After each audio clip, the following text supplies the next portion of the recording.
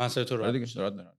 آره، برای پوزیشنت راحت. آره الان خوبه. خب فقط حواست باشه که جلوی میکروفون خیلی بره. آره، اگه میخوای آره. اینو بده اینو جلو. بدم جلوتر. آه، اینجوری بهتره. اینجوری بهتره. بره؟ آره اینجوری بهتره. میتونیم بریم 1 الان. 2 3 1 2 3 آره بریم. خوبی مرشاد. خوبی؟ قربونت برم، تو عالی. چطوری؟ اولین بارم آره جدی؟ آره. آخه پادکست وجود نداره. جو روگن که نداریم ایران. آخه مصاحبه هم نمیخوام باهات بکنم، آره، یعنی اومدیم با هم آره، داریم آره. میخوام صحبت راحت میکنیم. باش. یکی از چیزایی که مثلا همه خیلی میگن اینجوریه که مصاحبه سهیل رو دیدی. اینجا که آقا به خدا من چیل دیگه بابا، چیل می‌خوایم مجری بکنیم. نیستم، من این دارم صحبت میکنم. چرا از تورنتو داداش، چرا اینجا چیکار میکنی؟ ببین دیگه راستش بخوای بیسم آوردم اینجا دیگه، یعنی تقریبا حالا ایران که دیگه خودت در جریانی، کارا رو کردیم 3 سال، الان تقریبا بیشتر از 3 ساله که الاپیکو رو انداختیم و شرکت اپریشنال داره کاراشو میکنه. الان راستش بخوای هم پسرم به دنیا اومده، آوردمش کانادا. آره. بعد دیگه اومدم اینجا پاسپورت اینجا رو بگیره که چون میخواستم ببرمش فرانسه تا 18 سالگی، بعد وای میستادیم، بعد 18 سالگی تازه پاسپورتشو چیز میکرد، اقدام میکرد برای پاسپورتش، اینا خیلی دردسر بود. ولی خب اینجا یه ذره پاسپورت. بعد برای همین فعلا اومدم اینجا دیگه، بیس رو آوردم اینجا. بعد اروپام اصلا، یعنی اگه بخوام برم جای دیگه به غیر از ایران زندگی کنم، حالا بعد بک اند فورت برم ایران و بیام برای کارم، ولی کلا بخوام برم جای دیگه زندگی کنم میشه فرانسه برنمیگردم. باز کار من فرانسه نمیاد. الان برمیگردی یا میمونی؟ ببین الان که برنامه اینه که بیسمو آوردم کانادا، ولی خب ببین من قبلا هم شرکت فرانسه‌مو که داشتم بیسم فرانسه بود، ولی خب مثلا ماهی 2 بار میرفتم ایران و میومدم برای اینکه پروژه از فرانسه میگرفتم تو ایران، بعد پروداکشنش رو تو ایران میزدم. حالا قبل از اینکه ایران بزنم مثلا تو تایلند بود شرکت آوتسورس سافر انجینیرینگ. و الانم بیشتر بیسم کاناداست، برای اینکه بالاخره حالا پسرم هست و اینا میخوام بیشتر تو کانادا باشه، ولی میرم ایرانو میام دیگه، بین یعنی میخوام بین کانادا و دبی و ایران باشم در اصل بعد پلنم اینه. الان داری الوپیکو منیج میکنی، بعد میخوای نباشی؟ ببین راستشو بخوای منش که از ساعت 2 صبح هر روز بیدارم تا 9 صبح، یعنی میرم 2 صبح با ساعت‌های ایران دارم کاملا کار میکنم دیگه. بعدم ببین از لحاظ تکنیکالی اصلا دیگه همه چی که خودت میدونی ریموت شده دیگه، الان اصلا نیازی نیست باشم. یعنی اگر الان ایرانم بودم از خونه داشتم کار میکردم، فرقی نمیکنه. یعنی ببینیم این کرونا کجا میبره داستانو، بعد نسبت به اون حالا تصمیم گیری میکنیم. ولی الان من ایرانم بودم، چه من چه حالا مهدی اگه ایران بودیم، کلا حالا شریکم مهدی تو الاپک اگه ایران بودیم، انیوی دوباره دو تایی بعد از خونه کار می‌کردیم. الان همه شرکت ریموتن. فقط بچهای پشتیبانی هم تقریبا 90% ریموتن. فقط بچهای اپریشن بعضی روزا میان و مثلا بعضی از هدای تک میان برای استخدام که میخوام مصاحبه کنم اینا، ولی 90% همه چی ریموت شده فعلا. ایران هم که الان سکند ویو که فکر کنم دیگه ترد ویو و همه چی رو رد کرد. برای همین الان خیلی اذیت نمی‌کنه، یعنی پروداکتیویتیمون اتفاقا خیلی بهترم شده. بعد کرونا خب خیلی کمک کرد، یعنی حالا میگم برای آره حالا همه اینو میگن. حالا حالا برای خیلی متاسفانه خیلی بد شد، ولی برای ما راستش بخوای خیلی خوب شد. یعنی ای کامرس، بومینگ ای کامرس شد، اصلا آن دیمند دلیوری، حتی نکست دی نکست شیفت همه چیشون خیلی در اصل چیز شد، خیلی در اصل بومینگ شد دیگه. یعنی اصلا همه والیوم رفت بالاتر، والیوم ها خیلی رفت بالاتر. بعد خیلیا که مثلا کارهای ثابت داشتن، یعنی فلیتمون هم خیلی کمک کرد. خیلی مثلا پیکیایی که یا مثلا وانتیایی که کار ثابت داشتن هم کارهای ثابتشون رو از دست دادن، بعد اومدن فلیتمون هم خیلی بیشتر شد. یعنی هم از لحاظ دیمند بهمون کمک کردن، از لحاظ سپلای. برای همین برای ما فعلا خوب بوده، حالا خدا رو شکر. ولی ببینیم چی میشه دیگه، یعنی ادامه دار بشه، میدونی، یعنی اگه واقعا اکونومی اینجوری، یعنی اقتصاد اینجوری ادامه دار بخوابه، برای هیچ کی خوب نیست. ولی فعلا تو شورت ترم برای ما بهتر شد، یعنی کرونا به ما کمک کرد واقعا. اگه خوب بود چرا اومدی پس کانادا؟ چون مگه ماها هممون یه اتفاقی تو ایران نیفتاد برگشتیم؟ فکر کنم تو هم همزمان با من اومدی ایران. آره ببین من فکر کنم قبل تو اومدم بذاره. ببین من سال تقریبا 7 سال پیش، حالا دقیق سالشو نمیدونم، ولی من ببین اتفاقی که افتاد، حالا برای خود بگم که چرا اومدم ایران. من یعنی در شرکت وب ایجنسی داشتم تو پاریس. کارم این بود که پروژه میگرفتم از شرکت‌های بزرگ، و حالا مثلا شرکت‌های بزرگ میتونی بگی از هوس گرفته، نمیدونم هوس که حالا فرانسویشو فرد فرید گرفته، نمیدونم پوبلیسیس گرفته، اینا شرکت‌های بزرگ مارکتینگ بودن. بعد اینا میومدن پروژه‌هاشونو میدادن به من، آوتسورس می‌کردم. من شرکت تک بودم، فقط کار تک انجام میدادم. بعد یه زمانی تو فرانسه می‌صرفید، یعنی مثلا پروژه می‌گرفتم 50 60 هزار یورو، مثلا 20 30 هزار یورو کاستم میشد تو فرانسه، پروژه رو انجام میدادم. بعدش این در اصل چپیا که اومدن، اولاند که اومد چیز شد، در اصل رئیس جمهور شد فرانسه، یه سری از قانونا داشت فرانسه میتونستی، حالا این قانونا اینجا تو کانادا هم هست که میتونستی دانش آموز بگیری. بعد مثلا دانش آموز دانشجوی سال چهارم و سوم بگیری، طرف مثلا خیلی دیولپر خیلی خوبی بود، پروژکت منیجر خیلی خوبی بود، 70-80% کاست دانشگاهشو خود دولت میداد، 70-80% حقوقش هم دولت میداد. تو فقط مثلا بعد ماهی 300 یورو بهش میدادی، هم دانشجو خوشحال بود، هم تو خوشحال بودی. بعد خیلی این کمک کرد که من بتونم اونجا 15 تا دیولپر داشته باشم و مثلا تو پاریس شرکت خیلی بزرگ بشه و بتونیم کار کنیم. ولی بعدش دیگه قانونا رو برداشتن. یعنی قانونی بود که یعنی در اصل همین قانون دانشجویی کلا برداشتن و شارژ رو زیادتر کردن. تو فرانسه، حالا تو اروپا اینجوری نیست همه کشورها، ولی مثلا فرانسه تو یه نفر رو استخدام می‌کنی اگه بهش 2000 یورو حقوق میدی، تقریبا 120% بیشتر بعد بدی به دولت. یعنی مثلا یه حقوق 2000 یورویی برای تو 4000 تقریبا 400 یورو کاستت میشه برای هر یه نفر. برای همین خب خیلی به صرفه دیگه نبود و اینا. من همش به فکر یه آلترناتیو بودم که برم توی کشور دیگه‌ای که مثلا به صرفه تر باشه، یه شرکت آوتسورس بزنم. مثلا دیگه همه چی هم تست کردم. یعنی تو بگو از ویتنام، هند، بنگلادش، یعنی تو هر جای دنیا رو بگی من سعی کردم پروژه‌مو آوتسورس کنم، ریموت کار کنم، خودم برم ببینمشون. همه رو کامبوج رفتم، یعنی هر جا بگی تست کردم. بعد تایلند رو انتخاب کردیم برای اینکه یه لوکال پارتنر خوب اونجا پیدا کردیم که فرانسوی بود. برای ما اونجا خودش یه شرکت داشت استخدام می‌کرد. ما مثلا فقط بهش مثلا نفر ساعتی پول میدادیم ماهیانه، کاست شرکتش هم بهش میدادیم اینا. یه سال اینا تو تایلند کار کردم، پروژه‌مو آوتسورس کردم تایلند. پروژکت منیجرها فرانسه بودن، دیولپرها تایلند. بعد میدونید تایلندی‌ها نتونستم باشون کار کنم چون خیلی آدمای ریلکسی بودن. مثلا وسط پروژه ول می‌کردن میرفتن، مثلا بعد میرفتن عبادتشون رو می‌کردن، نمیدونم میرفتن مثلا میدونی مثلا فوتبال چی میگن مسابقه مویتای بود، یهو کلا 2 روز شهر تعطیل میشه. یه چیزای عجیب غریبی بود که اصلا میدونی با سیستم فورس ما همش ما پروژه فورس، نمیدونم مشتری منتظره، نمیدونم ددلاین دارن، بودجه مارکتینگشون مثلا میدونی شوخی نبود. جور در نیامد دیگه، خلاصه دیگه جور در نیامد. خورد دقیقاً به اون موقعی که دلار از 1000 تومان شد 3 تومن. بعد که من دیدم دلار اینجوری شد تو ایران، بعد دیدم که حالا دقیقاً یه کلیشه هم بگم که دقیقاً هم موقع هم بود که ایران هک کرده بودن، درون آمریکایی رو نشونده بودن تو ایران و اینا. دقیقاً اون موقع بود. من گفتم اون موقع که نشونده بودنش، نه که زده بودن. نشونده بودنش. اون اولیه همون 6 7 سال پیش بود. بعد من گفتم واقعا اگه دیولپرای هستن تو ایران که بتونن هک کنن اینجوری سیستما، یعنی اونجا دیولپر حداقل یه اپ میتونه بزنه دیگه، وبسایت میتونه بزنه دیگه.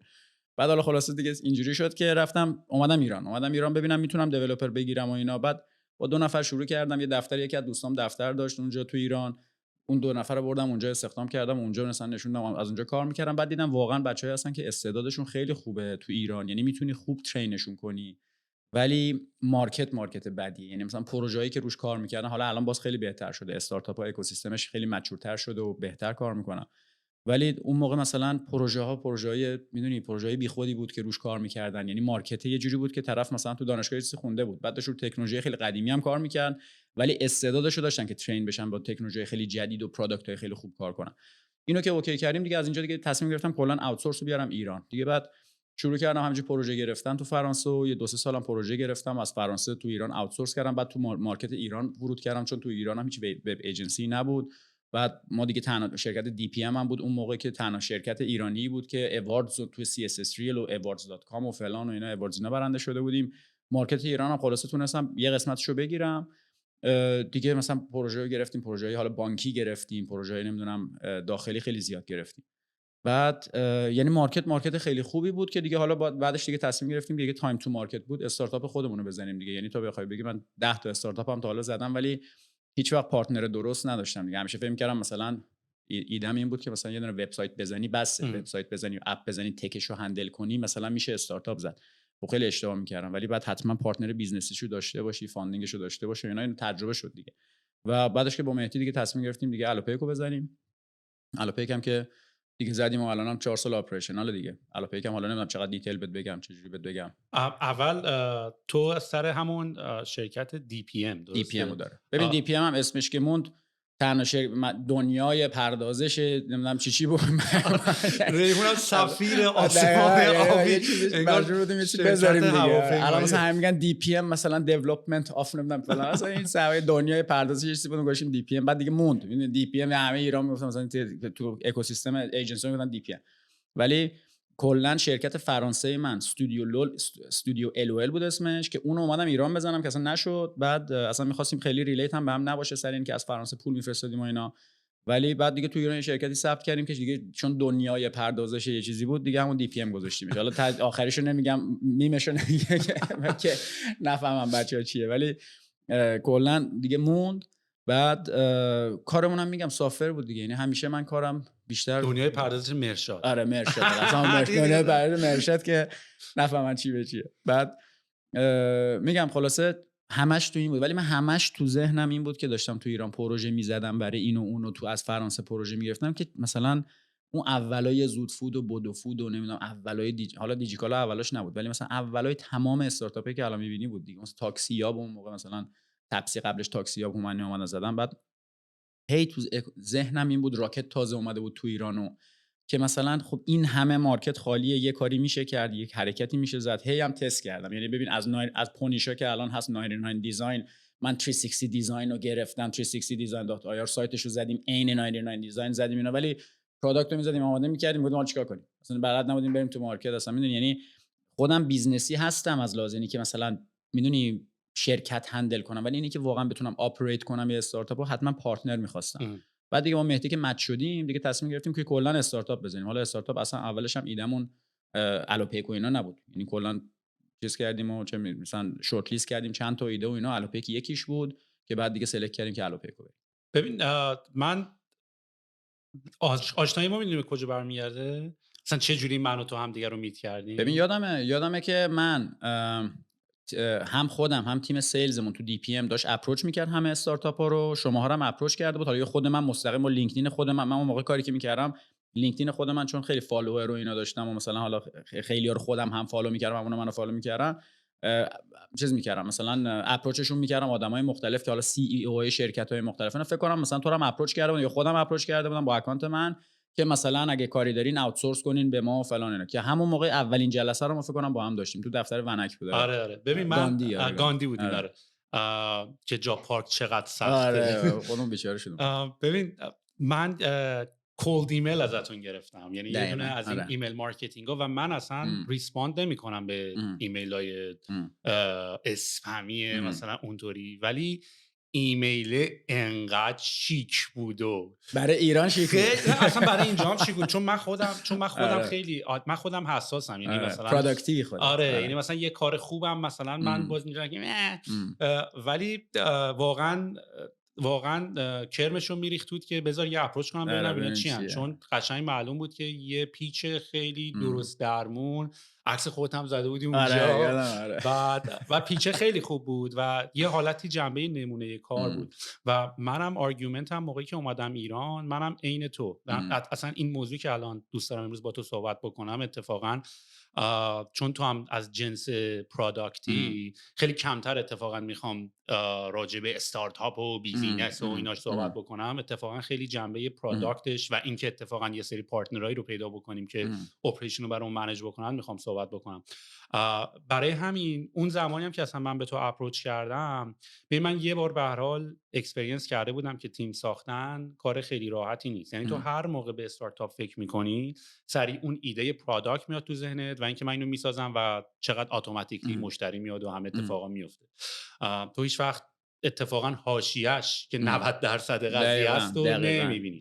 میدونی آدم هایر کردن، نمیدونم همین داستان کمپانی ثبت کردن و اصلا بعضی موقع پشیمون میشی شرکت بزنی، یعنی دوست داری پروداکت رو بسازی لانچ هم بکنی بعدن که دیدی راه افتاده بیا شرکت بزنی جاش. بنابراین من خودم دلیلی که تو موقع اپروچ کردم این بود که من تا جایی که میخواستم که وارد بازی آدم هایر کردن برای ساخت پروداکت حداقل تو استیج زمان اول نشم، یعنی میخواستم تا میتونم با یه تیم این کارو بکنم که همین الان هم که داریم صحبت میکنیم همچنان من این چالش رو دارم.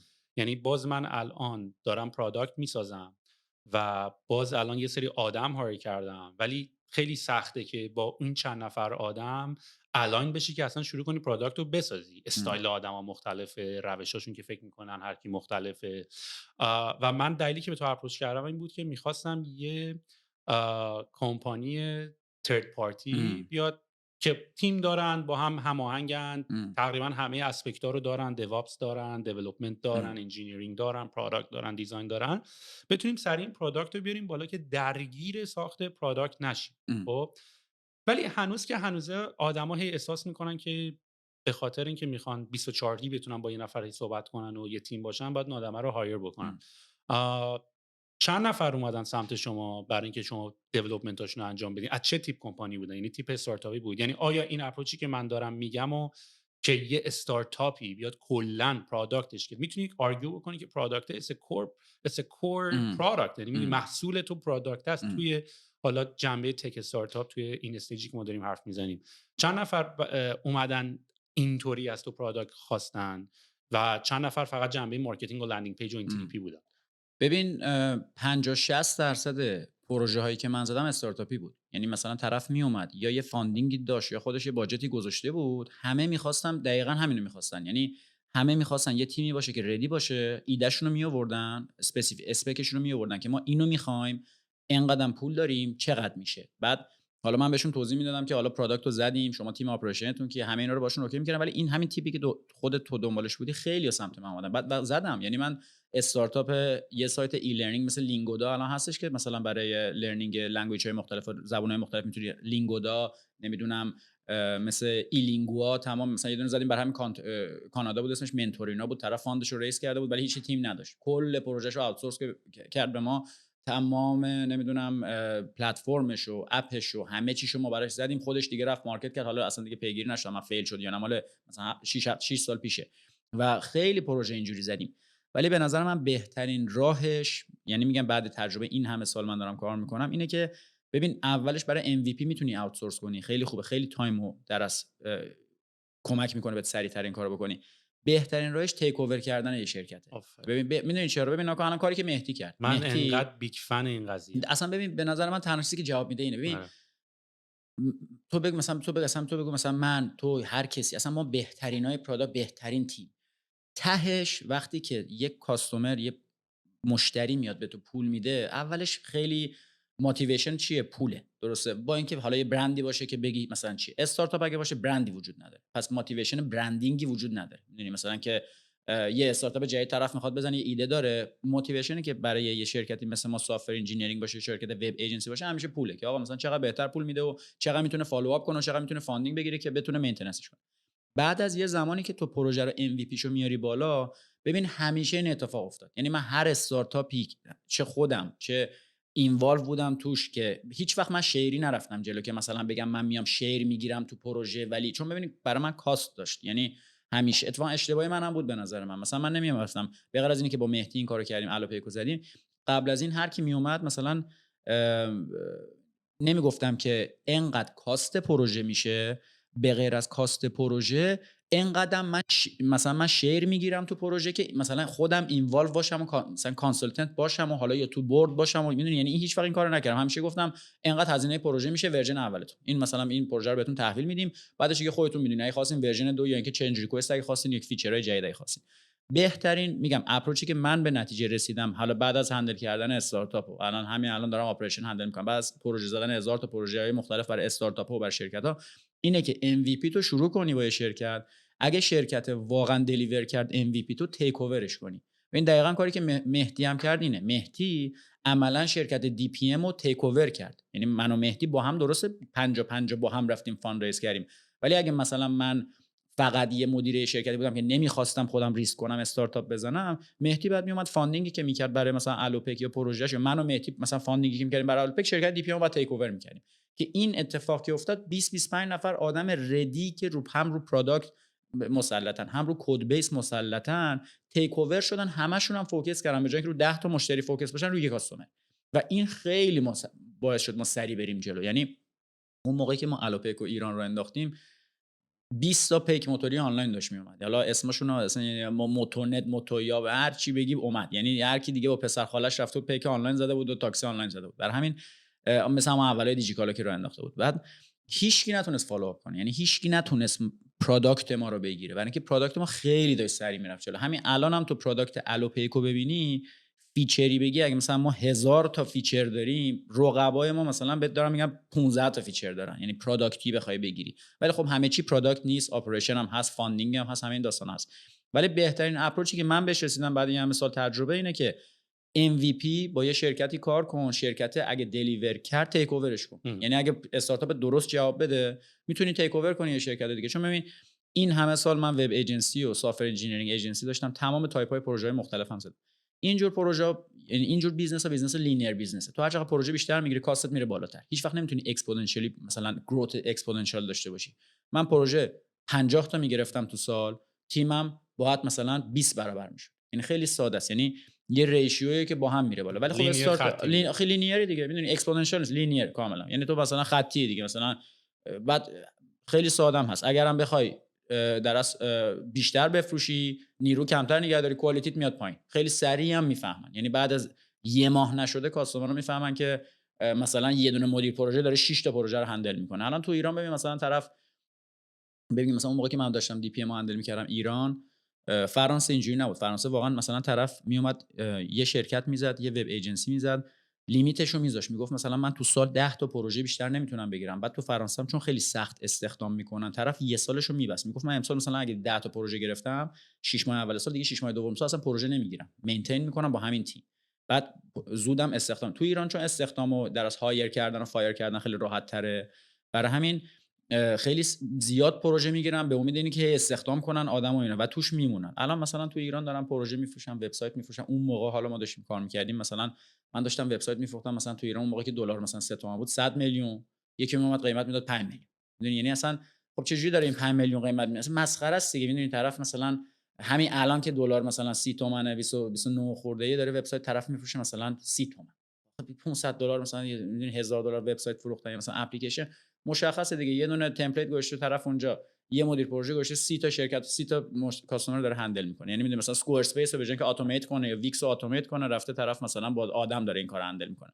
برای همین این داستانه همیشه هست. یعنی کوالیتی رو تو این جور بیزنس‌ها، برای همینم من خودم همش می‌خواستم ببین مثل ترپ میمونه. یعنی تو وب ایجنسی و سافت انجینیرینگ ایجنسی بیزنسیه که رونیو جنریت میکنه، کش فلو داره، ولی ترپ دیگه. میدونی یعنی مثل میدونی چجوری بگم، بعد ازش بکشی بیرون بری سمت استارتاپی که بتونی اکسپوننشیال گروث داشته باشی یا پروداکت ساس داشته باشی. حالا کاری که شما کردین همش من یعنی من از اول که اصلا ساس نبود، یعنی 10 سال پیش که ساسی وجود نداشت، قبل از اینکه فرش بوکس و کویک بوکس و اینا بیاد، من همش به فکر این بودم که تو فرانسه یه چیزی مثل فرش بوکس بزنم که بعدش اصلا فرش بوکس. مثلا من فریلنسر بودم، کلی کاستمر داشتم، می‌خواستم برای اینا مثلا اینوایس بفرستم، تایممو منیج کنم، مثلا بهشون نشون بدم که چقدر رو پروژه کار کردم، رو کدوم تاسک چقدر کار کردم، که مثلا پر اور بتونم اینا رو بیل کنم.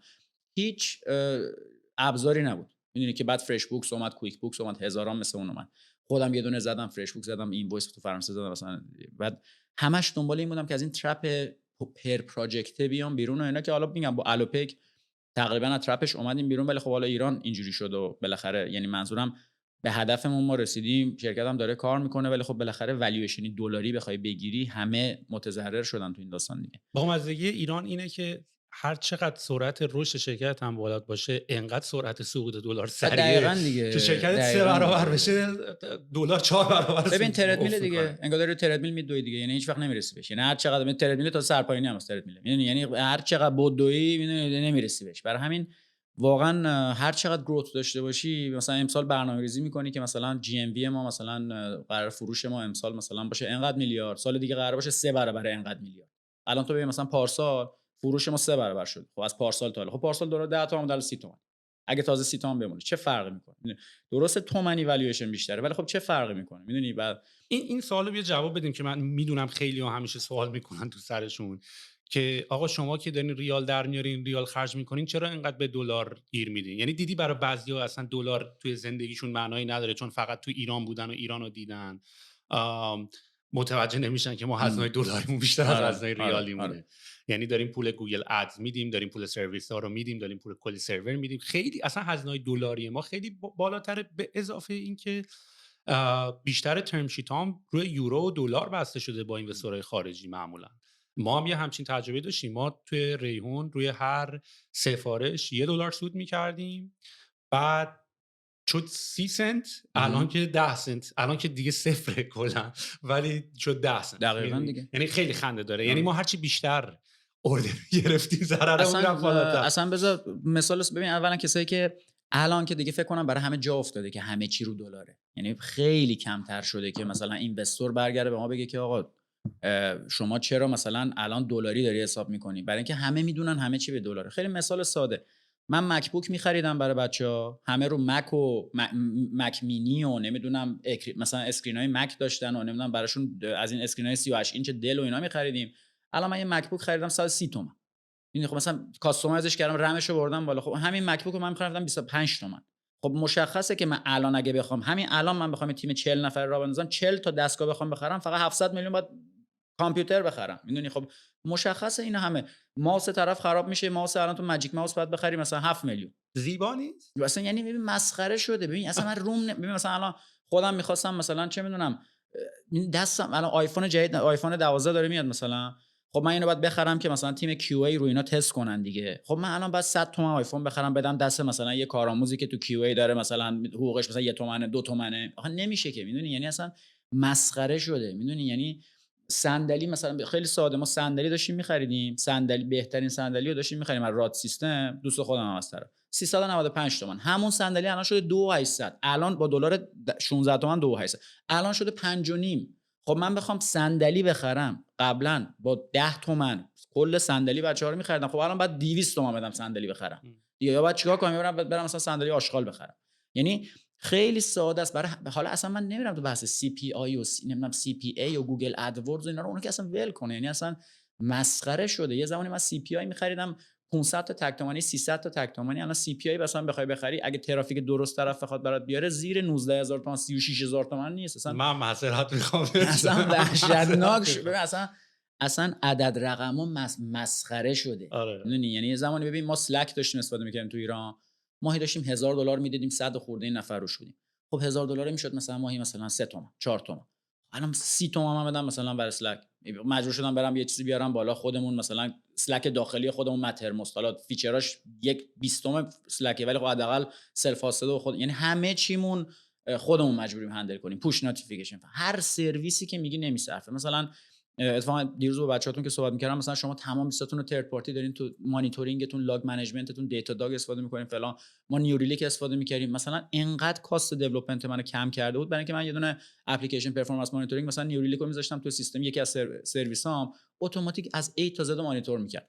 حالا ما الان مجبور شدیم همه چی رو از اول لاگینگ خودمون بزنیم. یعنی ببین واقعا تو ایران استارتاپ زدن مثل 60 تا استارتاپ زدن بیرون ایران. یعنی من تجربهشو کردم. یعنی ببین چون من تازه تجربهش اولی که ایران در باز شد، همه چی باز بود، اون موقع دیدم که چقدر راحت تر بود برای من، و وقتی بسته شدم دیدم یعنی واقعا الان ما درد سر داریم. یعنی برای همه چیمون کاور باید بذاریم. یه شور و شعفی الان تو صورت من شاید الان احساس می‌کنی به خاطر اینکه نه که من چون خب با تیپ آدمایی که صحبت می‌کنم و معمولا بیشتر فاوندرها کمتر بچهای پروداکتی بودن، یعنی فاوندرهای اپریشنال و بیزنسی بودن و هم خیلی انگیزشی حرف میزنن، میدونی یعنی همه مثلا اینطوری که بله ما تلاش میکنیم این کارو میکنیم میشه و اینا، ولی وقتی با یه آدم پروداکتیو واقعا یهو میای میبینی که بابا بازی خیلی سخت‌تر از این چیزاست. میدونی اصلا اونطوری نیست که بخوای با نمیدونم با کلام درست و با انگیزه درست و اینا، واقعا بازی تو ایران سخته. ببین خیلی ببین اصلا آخه ببین یه آدم باید شواف کنه یا باید راستشو بگه دیگه. واقعا سخته. میدونی واقعا داریم چالنجا رو هندل میکنیم، تونستیم تا الان ولی ببین واقعا برای ما سخته. اضافه کاری‌ها رو چالنجش اضافه کاری دیگه. بعد حساب کن ببین شوک، یعنی هر روز به ما شوک وارد میشد. میگم ما آپدیت جدید دادیم، روز صبحی که آپدیت جدید دادیم، اون اولش هم که بیزنس رو راه انداختیم، ما بیشتر مارکتینگمون بالا شهر تهران بود، بعد بالا شهر تهران بیشتر هم آی او اس و آیفون بودن. آپدیت رو که دادیم ورژن دومون، همون روز اپل ما رو دیلیت کرد. یعنی ببین اصلا من ما اینطوری بودیم ترکیدیم، منفجر شدیم. من فکر کنم اولین اتفاق زنگ زدم بهت گفتم چی شما چیکار، چون دیدم شما هنوز بالایین، بعد شما رو 2 روز بعد برداشتن. ما اینطوری بودیم که ما هم داشتیم ریلیز میدادیم، ما اینجوری که فهمیدیم که هر کی آپدیت داده پینگ کرد، یعنی پینگ شده فلگ شده، ما اینجوری آقا آپدیت ندین آپدیت من کامران دکمه ریلیز نزن. اصلا وحشت. ببین دارم میگم من، یعنی ببین همه کار کردم، یعنی آپدیت دادیم ما رو دیلیت کردن، رفتیم تو نه ببین آخه ما آپدیت دادیم، اپل گیر داد، گفت شما پیمنت سیستم تو اپتون پیمنت دارین. بعد ما پیمنت رو برداشتیم اومدیم تو اپ چیزی گذاشتیم که فقط با آی پی ایران پیمنت باشه. بعد رفتیم پیمنت رو رفتیم چون پیمنت نیتیو بود وب ویوش کردیم که وقتی مثلا این اپ براوزر بود که باز میشد اگه آی پی ایران فقط بود مثلا پیمنت اپ بیاد و بتونه. احساس نکردی خودشون میدونن داریم این کارو میکنیم؟ میدونن کاملا. یعنی بعدش هم که دیگه گفتن ببین اصلا یعنی خودشون با خودشون تصمیم گفتن اینقدر اینا میپیچونن اصلا بیا کلا ببندیم که دیگه اصلا کلا تصمیم گرفتن ترکون از دیگه ریشه دیگه ریشه زدن کلا. کار اپل هم زیاد کرده اصلا ولش کن اصلا نمیارزه برای اینکه اونا دارن رو این اپ پرچساشون درصد میگیرن. چه فایده؟ میگه ما داریم هاستینگ انجام میدیم داریم اینور لود ایران رو تحمل میکنیم ولی خب وقتی نه این اپ پرچس داریم درصد میگیریم. دقیقاً دیفوشمون هم میدن هیچ. بعد اپل که اینجوری یعنی هر چیزی بگی ما شوک وارد شد بهمون که یعنی اتفاقات. بعد گوگل پلی بعدش تو بگو گوگل مپ یعنی گوگل پلی سرویسز رو بعد فیلتر کردن اصلا. یعنی چون مثلا ما بک‌گراند جیولوکیشنمون لوکیشن کوریرها رو که می‌خواستیم بگیریم با کاستومرها رو از بک‌گراند جیولوکیشن گوگل پلی سرویسز می‌گرفتیم قطع کردن. بعد گوگل نمیدونم لوکیشن براوزر رو قطع کردن. الان همین الان تو ایران باشی لوکیشن براوزر رو نمیتونی بگیری برای اینکه گوگل پلی سرویسز قطعه. باید حتما وی پی انت آن باشه که براوزر بتونه لوکیشن الان عملا تو روی براوزر فقط الان تو هر سایتی بری یا تو هر استارتاپی بری نقطه مثلا برج میلاد همه نقشه اولش میره برج میلاد هیچ کسی نمیتونه کارنت لوکیشنش رو بگیره من اینکه وی پی انش وصل باشه. یعنی همینطور چالش رو چالش داشتیم تو ایران و داستانش اینه که بعد چالنج‌ها رو هندل کنی ولی واقعیت اینه که خیلی سخته. یعنی بعد مجبوری 100 تا کار اضافه کنی. مثلا ما مثلا رقبامون تازه مثلا 4 ماه 5 ماه پیش رفتن اپ زدن توی اپ استور که اسمشو عوض کنن که بعد مثلا دانلودش میکنی تبدیل به اپ مثلا ایرانیه بشه. من اولین کسی که این کارو کرد ما بودیم چون اولین بار دیلیت شدیم. 3 تا اپلیکیشن های مختلف زدیم. فیوریت لوکیشن اپ زدیم. یه اسمی اپی بود اسمش فیوریت لوکیشن اپ بود که مثلا یه اپ زده بودیم که مثلا میتونستی فیوریت لوکیشن تو مثلا بگی من اینجا فیوریت لوکیشنم تو تورنتو مثلا اینجا فیوریت لوکیشنم رد بشی از اونجا بهت نوتیفیکیشن بده که از رستوران بغل. بعد این اپ رو از ایران بودید عوض میشد الاپک میشد. یعنی بیچاره شدیم. یعنی انقدر کارا کردیم ولی بعدش دیگه گفتن اصلا فایده نداره. بعدش هم که الان سیب اپ و نمیدونم آی اپس و اینا اومده که اصلا الان خود من میخوام اپ الاپک رو دانلود کنم بی خیال میشم انقدر سخته. میگم بابا بذار برم روی یا با اندرویدم با سامسونگ هم دانلودش کنم یا برم مثلا با وب اپش مثلا تست کنم. باشه بریم سیگار یعنی باید تعال بشی اصلا. یعنی ببین اصلا یعنی واقعا هر کی هم میگه سخت نیست ببین شوافه. یعنی سخت نیست بله همه چی خوبه خب سخته. آدم باید چالش رو اکسپت کنه. واقعا هم سخته. یعنی یه استارتاپ تو ایران زدم مثل 10 تا استارتاپ اینجاست. خیلی ساده. من اولش که این چالش رو نداشتم. ببین اصلا یه چند تا نکته جالب توی این قضیه است. به نظر من بحث اول اینه که دلیلی که ما اصلا استارتاپ زدیم به خاطر این بود که یه سری سرویس هایی هست که تو میتونی فوکس کنی روی اپریشن بیزنست. میدونی یعنی که اگه قرار بود که زدن بیزنس مثلا انقدر داستان داشته باشه من فکر میکنم خیلی ها واردش including myself نمیشدن. میدونی یعنی اگه تو قرار بود که برای اینکه مثلا تو چون دیتا داگ داری نیورلیک داری تو که دیگه حوصله نری بری که سرویس تو بسازی حالا برم نیورلیک هم بسازم حالا برم مثلا سرویس. میدونی و ما شروع شدیم به جایی که رو بیزنس فوکس کنیم مجبور شدیم اتوماتیک وارد زیر ساخت بسازیم خودمون. این اتفاقای خیلی خنده‌دار بود که برای ما پشت هم تون افتاد. یه نکته‌ای که گفتی این بود که تو هم به عنوان یک کسی که مثلا ایجنسی داشتی و شرکت مثلا فریلنسینگ داشتی و بعد وارد این حوزه مثلا خودت تصمیم گرفتی خودت استارتاپ بزنی. من فکر میکنم عملا تقریبا برای خیلی از بچه‌ها اینطوری بوده. یعنی هممون با کامپیوتر شروع کردیم کار کردن بعد شروع کردیم با اینترنت ور رفتن بعد شروع کردیم چیز توش ساختن بعد شروع کردیم به عنوان سرویس به همه دادن و توی این بازه زمانی خیلی باعث شد که ما خیلی چیزا رو یاد بگیریم. میدونی یعنی کمکمون کرد که خیلی چیزا بیاد دستمون خیلی با نرم افزارها و اینا آشنا بشیم و بعد وارد بازی مثلا استارتاپ اونم به عنوان بیزینسش شدیم. ولی عملا تو الان میبینی که خیلیا با چش بیزینس وارد استارتاپ میشن و فکر کنم خودمونم we had to share good of failures that we had با استارتاپ و بعد به این نتیجه رسیدیم که بریم یه پارتنر انتخاب بکنیم. تجربه آشناییت با متیو تعریف میکنی؟ ببین متیو کلا اومده بود ایران که در اصل حالا بعد از اینکه خوش تو لندن استارتاپ داشت اونجا یه دونه استارتاپ داشت به نام کویک که مثل ایونت برایت هست الان که حالا داره کار میکنه. رقیبش اصلا ایونت برایت بود. بعد تیکتینگ آنلاین و فروش تیکت آنلاین حالا تو ایران فکر کنم تیکت تو ایناست تقریبا مثلا آلترناتیوش تو ایران. بعد یه استارتاپ داشت و اونجا کاراشو داشت میکرد. بعدش که حالا یه ذره استارتاپش اونجا دیگه رو روال افتاد، تصمیم گرفت واقعا که هایپک ایران که اتفاق افتاد، تصمیم گرفت که اونم بیاد ایران ببینه ایران چه خبره. بعد اومد ایران. مهدی من از قبل یعنی دوستای مثلا چجوری ما همدیگه رو میشناسیم، من مهدی رو خیلی میشناختم از فرانسه و چون فرانسه بود و لندن بود میشناختیم همدیگه رو. توی ایران خب خیلی اومد و یه دو سه دفعه با هم رفتیم این منور صحبت کردیم، ویژنامون رو به هم دیگه گفتیم و اینا. گفتیم چرا که نه. یعنی منم دیدم خیلی مچ خیلی خوبیه مهدی برای من، چون گفتم من که بعد میدونی مچ خیلی خوبی شدیم، برای اینکه خب من تکم و فقط من دوست دارم همیشه فوکس باشم روی پروداکت و تک. واقعا مهدی هم دوست داره، واقعا دقیقاً این قسمتیه که همیشه دوست داره فوکس روی این قسمت تک نباشه. همیشه هم مشکلش تو این تکه بوده که مثلا حتی استارتاپ‌های کارهای قبلیش که این تک رو بخواد هندل کنه و دنبال پارتنر تک بود. در اصل مچ شدیم با هم و تصمیم گرفتیم که یه پروداکت یعنی استارتاپی تو ایران بزنیم. ایدمون هم اصلا اولش این نبود که مثلا بگیم دقیقاً بریم مثلا تاکسی بزنیم فلان بزنیم ای کامرس بزنیم. هی اکسپلور کردیم مارکت رو ببینیم چیکارا میشه کرد. اولش اصلا شروع کردیم از یه در اصل داستان دیگه‌ای که می‌خواستیم ما بلا کارز کارپولینگ پلتفرمه. یعنی مثلا تو فرانسه مثلا تو اروپا بزرگترین کار شیرینگ و کارپولینگ پلتفرم بلا کارزه. ما تصمیم گرفتیم بلا کارز رو اول بزنیم تو ایران. یعنی اصلا رفتیم پلتفرمش هم رفتیم جلو، اسمش همصف بود، همسفر بود اسمش. کلی پلتفرم رو 2 ماه 3 ماه دیولپش کردیم با هم. فاندینگ اولی هم که اصلا گرفتیم از بیرون ایران آوردیم، فاندینگ اولیه رو برای بلا کارز آوردیم که یعنی اصلا کانسپت این بود که مثلا طرف میخواد از کرج بیاد تهران، مثلا 2 نفر رو با خودش بیاره، بعد پول بنزینش در بیاد و دقیقاً این بلا کار. الان بلا کار روزی 2 میلیون رایت داره و حتی فکر کنم الان خیلی بیشتر هم هست. بعد کانسپتمون این بود. بعد هی که همینجوری رفتیم جلو پروداکت رو زدیم، بازار ایران رو بیشتر اکسپلور کردیم، هی داشت اسنپ بیشتر جا میافتاد و برای درش تاکسی اسنپ بیشتر جا میافتاد. ما یه اینوستوری هم داشتیم که بعد پروداکت‌های مثلا مختلفی رو به ما معرفی کرد. بعد اون موقع تو فرانسه من رفتم پاریس، مهدی هم رفت پاریس. بعد استوارد رو دید. استوارد مثلا یکی از بنچمارک‌های ما بود که اولو زدیم. استوارد تو پاریس دقیقاً آن دیمند دلیوری این الوپیک. بعد اگه مثلا ببینید دقیقاً آبی هم هست. ما خیلی بنچمارکمون از استوارد برداشتیم، دیزاینشون خیلی خوبه.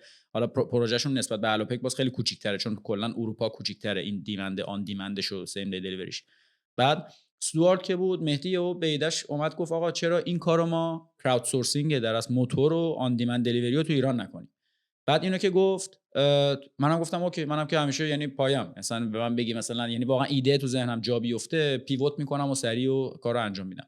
یه روزه پیوت کردیم. یعنی ما 3 ماه کار همصف رو گذاشتیم کنار، یه روزه پیوت کردیم برای اینکه یکی از در اصل دوستای مهدی و حتی که این اینوستورامونم چون بنچمارک اصلی ما گوجک هم بود که تو اندونزی بزرگترین آن دیمند دلیوری، حالا سوپر اپ تو اندونزی، اونو به ما معرفی کرد، دکمون رو برای ما فرستاد و خیلی رفتیم تو دیتیل آن دیمند دلیوری و واقعا خلاش هم تو ایران بود دیگه. یه سرچ کردیم مثلا نبود. یعنی پیک موتوری همه پیک موتوریا تو ایران قیمتای یا خیلی بالا میدادن یا طرف مثلا تو پیک میگرفتی بعد 400 وای میشدی میرفت تو بسته 3 تا بسته دیگه هم میگرفت جمع میکرد میومد همه رو میورد. دیدیم واقعا میک سنس میکنه که پیوت کنیم، چون واقعا من شخصا حیفم میومد چون پروداکت همصف من خیلی برده بودم جلو. یعنی واقعا رسیدم بودمش به نزدیکای مثلا ویوان بلا کارز داشتیم میرفتیم تو مارکت.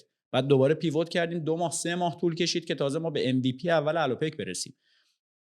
اسمش هم خیلی ساده دیگه. یعنی مهدی همونجا نشسته بودیم دفتر با گفتیم اسمش چی بگیریم چی بذاریم. اون موقعی بود که الو پنجره بیلبورد میرفت همش تو ایران، حالا نمیدونم اون موقع بود یعنی بیلبوردی بود یارو اسمش الو پنجره بود که زنگ بزنیم بیایم پنجرهاتون رو درست کنیم. بعد یهو مهدی گفت الو پنجره، بعد گفت چرا الوپیک نه. رفتیم دامینش رو نگاه کردیم الوپیک رو دیدیم هست همونجا میگفتیم. یعنی اصلا خیلی دست همینجوری چیز شد. حتی شما بچه مایداری هم وارد بازی شدین. یعنی تو وقتی شما الوپیکو زدین تیم دیولپمنت داشتین، همه چی داشتیم، پول داشتین. آره دقیقاً.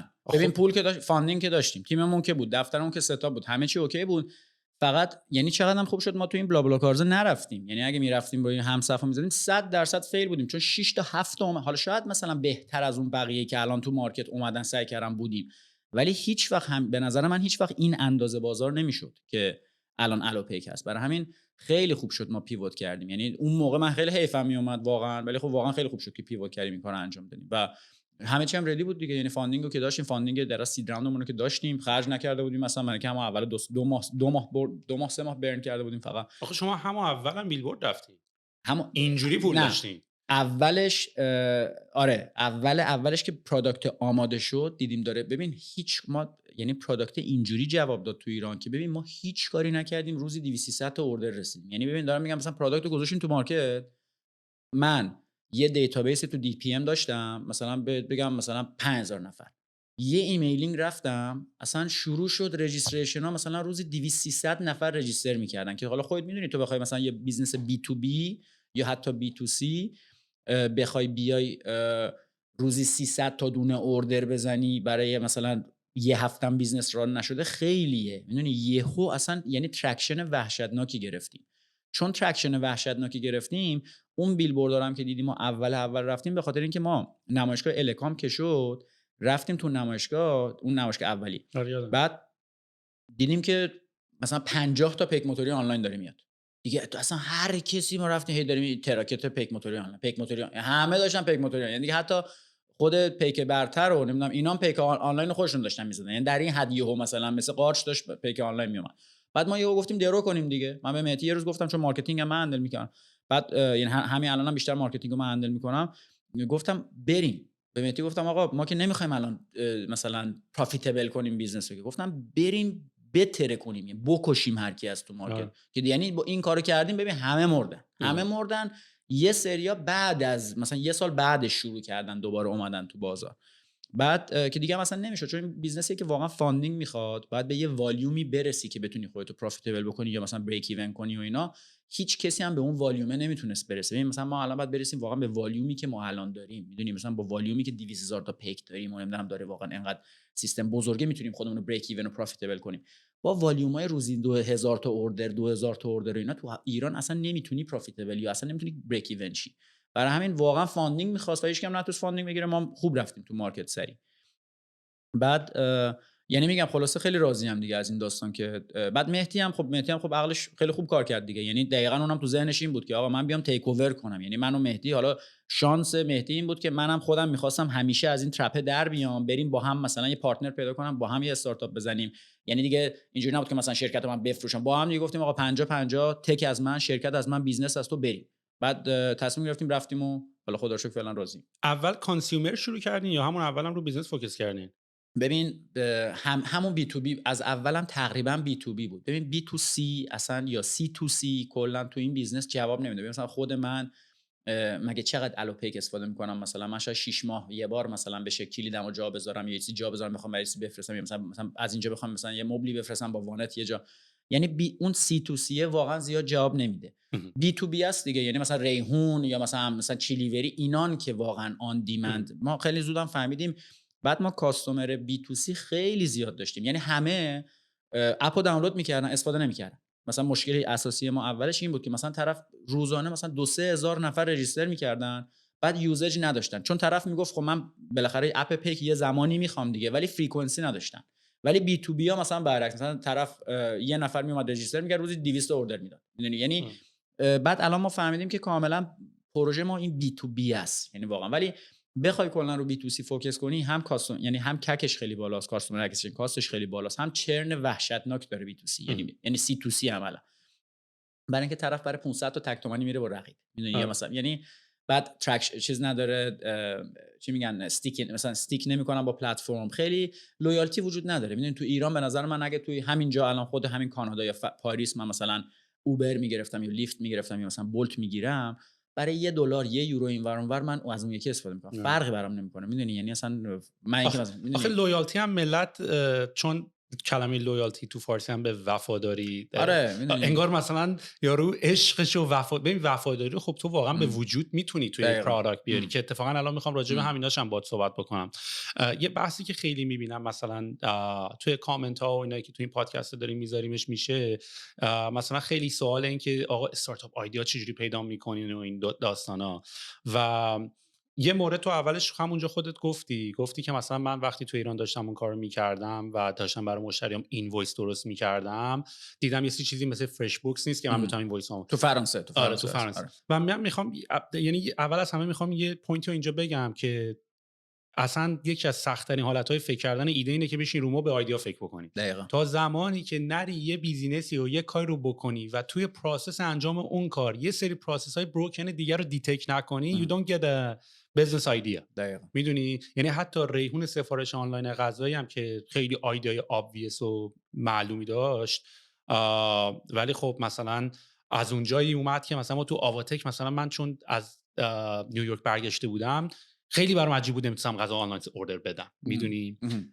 سرویس مثلا اون موقع بودو فود بود. آره یادم. اصلا خیلی کوچیک، اصلا وبسایت بودن اصلا ترکیده بود اسکیلشون هم مثلا خب به اون اسکیل استارتاپ بزنی فکر، چون ببین تو اندازه فکرت هم توی عملت معلوم میشه. این همینی که تو میگی ما یهو گفتیم بریم الوپیک و بیلبورد بزنیم، میدونی it's a message that you're sending out. داری میگی که آقا من اومدم جدیم، اتفاقا دارم حالم بهتون میدم، هر کی اومده کوچولو بازی کنه از الان بره زودتر برین که بی خودی بدهکار نشین به این مثلا. آره ما هم الکی آره آفرین. و اتفاقا این خیلی یعنی مثلا من تو بی آنست همون روزه اول خیلی دوست داشتم که مثلا با فاوندر با سی او ای مثلا شرکت‌های دیگه آنلاین فود اوردرینگ که اومدن توی بیزنس ما صحبت بکنم. به هر حال مال ما که یه جنگ احمقانه شده بود که ما تخفیف می‌ذاشتیم، اونا تخفیف می‌ذاشتن، ما داشتیم جیب همدیگه رو می‌زدیم.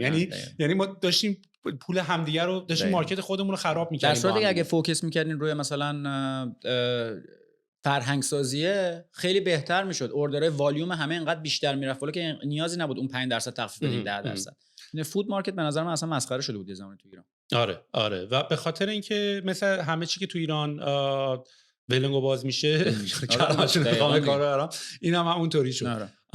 ولی خب تعداد رقیبام خب خیلی نبودن، یعنی آی اپریشیت. یعنی شما ریحون بود و اسنفود و چیلیوری دیگه. حالا چنگال هم اومد ولی خب چنگال دیگه دست پا شکسته. چیلیوری هم بعدش اومد. چیلیوری اول علیرضا ببین داستان خیلی اول علیرضا اومد پیش ما گفتش که آقا من میخوام توی این بازی سفارش آنلاین غذا باشم، تو ذهنم هست، من میخوام روی چیلیوری روی ریحون ما پول بذاریم اینوست کنم. آره. بعد توی اون بازه زمانی علیرضا گفتش که ولی چون ما میخوایم این بازار مال ما باشه، ما میخوایم فقط اینوست بکنیم. یعنی یا تصمیم بگیرید که با ما بیاین یا تصمیم بگیرید که با سراوا برید. خب بعد ما هم اونجا آلردی یه سری پرامیس‌ها رو با سراوا انجام داده بودیم و اینا و خیلی درست نبود که بخواستیم این کارو بکنیم. و خب البته این هم نشانه تو بی آنست الان که بهش فکر میکنم نشانه آنوایز بودن اینوستورهای ما، چون تو دوست داری تا میتونی پارتی‌های مختلف رو بیاری، دایورسیفای کنی. آره هم خودت میخوای دایورسیفای بکنی، هم اینوستورات میخوان ریسکشون رو مشترک کنن، اونم ریسکشون رو دایورسیفای کنن، نه که من همشو بگیرم. میدونی یعنی اصلا انحصار طلبیه دیگه تو ایران متاسفانه. و اصلا میتونی نتیجهش هم الان میتونی ببینی، نتیجهش خیلی اصلا نتیجهش داری میبینیم الان. آخرش مجبور شدیم با هم دیگه بفروشیم، آخر سر همه رفتیم دیگه. آفرین. و آخر سر با هم فیل شدیم، همه برای هم دیگه کلاس گذاشتن، آخر سر خودمون رو کشتیم. That's the way that I put it. میدونی یعنی من اصلا واقعا بخوام دیتیلش رو باز بکنم اینطوریه. و بعدش ما با سراوا ادامه دادیم و علیرضا هم رفت خودش شیلیوری رو زد و خب این و خودمون رو کشتیم. میدونی. ولی نکته‌ای که میخواستم بهش برسم این داستان اینه که وقتی شما الوپیک رو زدین که یه ایده فوق‌العاده، اونم obviously به نظر میرسه، ولی احتمالاً به یه آدمی که مثلا توی سطح خیلی نرمی داره فکر میکنه شاید یه همچین ایده ای رو خیلی راحت نتونه ساپورت بکنه که مثلا برم مثلا پیک آنلاین بزنم. چون ببین سفارش آنلاین غذا هم تو بی آنست با اینکه انقدر obviousه، ولی I remember اون موقع توی سال 2014 من بحث داشتم با ملت کی غذاشو آنلاین سفارش میده مگه، میدونی؟ یعنی انقدری که مثلا برای من اینجوری بود یعنی چی داداش تو دنیا داره 4-5 سال اینجوری، میدونی؟ یعنی اون موقع مثلا اصلا روز آواتکی که ما داشتیم پیچ میکردیم هم داشتیم هنوز این تیپ سوالا بود. اصلا ملت اینجوری که نه آقا غذا رو کسی آنلاین نمیخره. نکته‌ای که میخوام بهش برسم اینه که شما یکی از نکتهایی که وقتی تو به یه آیدیا فکر کردی، اصلا برای اینکه به یه آیدیا خیلی خوب بشه فکر کرد، یکی اینه که تو اول از همه باید یه تعداد از آدمی، یه مارکتی رو که خیلی اکسسیبل هست و راحت پیدا کنی و یه مشکلی برای اونها سالو بکنی. مشکل پروداکت‌های کانسیومری معمولا اینه که خیلی جنریکه، یعنی یه آیدیایی که معلوم نیست به درد میخوره یا نمیخوره برای همه آدما تو میخوای درست بکنی، میدونی؟ ولی توی الوپیک شما گو تو مارکتتون تقریبا مشخص بود، تمام بیزینس‌هایی که با پیک کار دارن، میدونی؟ پس کاست مارکتینگ شما عملا تقریبا از کاست مارکتینگ ریحون خیلی کمتره، چون ما مجبور بودیم به همه دنیا تبلیغ، به همه ایران تبلیغ کنیم. شما خیلی تارگت‌تر رفتین توی بازی. چطوری تونستین اپلیکیشنتون رو مانیتور بکنین ببینین که فریکانسی مال کی بالاتره و اگه فرکانسی یوزر بالاتره چیکار کردین؟ بهش زنگ زدین، باهاش صحبت کردین، فهمیدین تو چه بیزنسیه، مانیتور می‌کردین اطلاعاتو، چه جوری فهمیدین که یواش یواش تارگت و مارکتینگ فوکستون کدوم سمت ببرین؟ ببین اولش که واقعا خیلی برام خیلی سخت بود. یعنی اولش خیلی سخت بود که مثلا بفهمیم که چرا مثلا بعضیا دارن استفاده میکنن. بعد اولش هم خب بالاخره بیزنس که ما ران کردیم مانیتورینگ‌های همه چی که الان داریم و که نداشتیم. میدونی خب خیلی داشبورد داشتیم ولی مانیتورینگ رو اپمون مثلا خیلی دقیق نبود که مثلا کاستومر رو بیایم از همه جا از همه پلتفرماش مانیتور کنیم، دقیقاً چیکار میکنه، بیهیویرش رو دقیقاً مانیتور کنیم. بعد خیلی سریع ما فهمیدیم با زنگ زدن. یعنی ما دیدیم کاستومرایی که دارن زنگ میزنن، مثلا همون اولی که مثلا ما بیزنس رو انداختیم دیدیم مثلا یه پت شاپ توی ولیعصر مثلا داره روزی 50 تا اوردر میده. مثلا برای ما عجیب بود که مثلا یه پت شاپی که میدونی خب بالاخره یه چیز، یه مغازه‌ایه که خب مدرنه و اینا، تو ایران چجوری یعنی سویچ شده و یعنی قشنگ تایپ کاستومرها مشخص شد که این در اصل فهمیدیم SMB هایی هستن که سمال میدیوم بیزنس هایی هستن که نیاز به پیک دارن و رستوران هایی هستن که میخوان پیک خودشون رو نداشته باشن. و یعنی اینم چون دغدغه اصلی تو ایران هندل کردن مثلا فلیت پیک و خب خیلی ها میخوان دست درگیر اینی که حالا پیک دیر بیاد زود بیاد، میدونی اینا نباشن. اینو خیلی سریع فهمیدیم. ولی خب ببین چالش های خودش هم داشت دیگه. یعنی مثلا ما این بی تو بی بودنه، از اون طرف چون منتالیتی ایرانی‌ها اینه که مثلا من الان فعلا مثلا اپو دانلود کنم، مثلا الان که چه می‌دونم یه چیزو بخرم، الان که حالا بعداً نیازم میشه، اپم اینجوری بود. ما روزانه کلی اینستال داشتیم ولی اوردر نمیدادن، میدونی. بعد مثلا بهشون هم زنگ میزدیم، همشون میگفتن الان نیاز ندارم، من اپو دانلود کردم که بعداً اوردر بدم، میدونی. بعد یه مشکلی هم که من تو بی تو سی داشتم واقعا تو مارکتینگ، که خب بالاخره یه قسمت اینم یعنی کاست داشت برای ما که اینو فهمیدیم، این بود که من ببین هر روز SMS برم به مثلا 10 میلیون یوزر بیس بگم 50% هم شما تخفیف دارین، طرف وقتی پیک نخواد نمیگیره. تریگرش هنوز مشخصه. ببین تریگر اصلا تریگر نداره بی تو سی. ببین سی تو سی اصلا مثلا الان خودت فکر کن همین الان هر روز یه مثلا تو مثلا استوارت تو پاریس هر روز به من اس ام اس بره که مثلا حالا من یه بار استفادهش کردم مثلا 2 هفته پیش، بعد هر روز به من اس ام اس بره یا مثلا پوش نوتیفیکیشن بره یا ایمیل بره که آقا من 100% به تو تخفیف میدم بیا امروز. وقتی من نخوام ارسال کنم ارسال نمیکنم.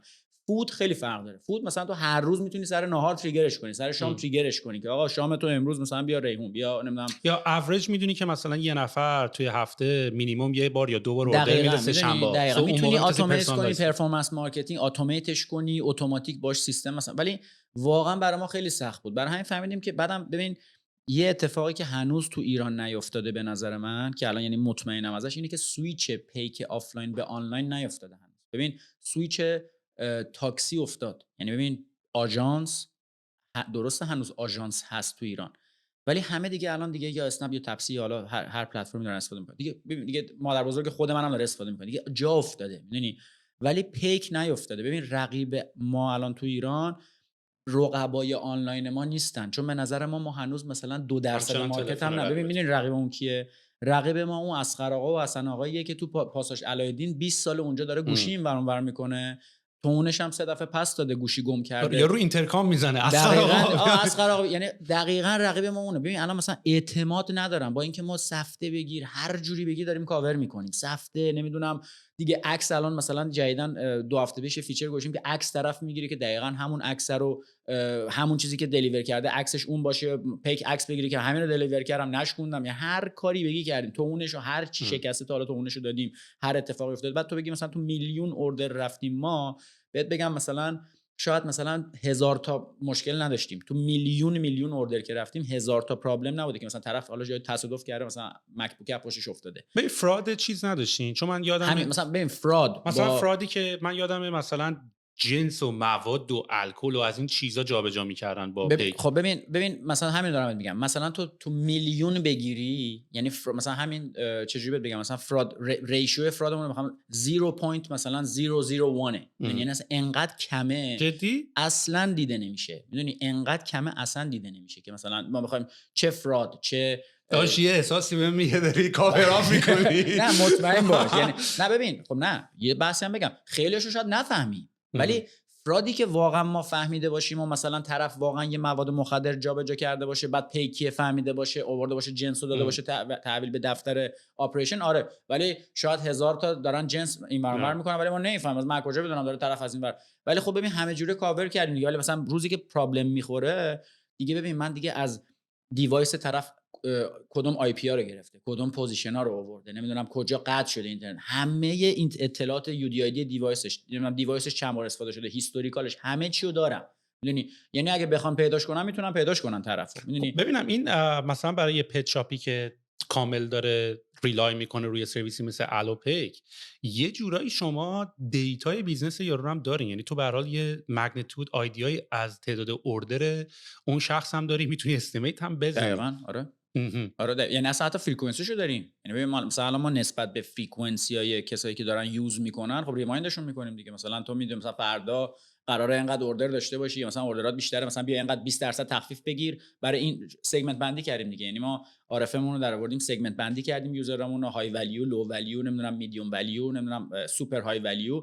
نسبت به اونا مثلا سوپر های ولیو بعد حالا به غیر از حالا عارفم خودمون سگمنت بندی یوزرامون چیز هم داریم، یعنی لویالتی کلاب هم، چون کاستومر کلاب هم که داریم، طرف یا سیلور یا گلد یا بلو، نسبت به اونم ما هی ریمایندر میذاریم، کد تخفیف.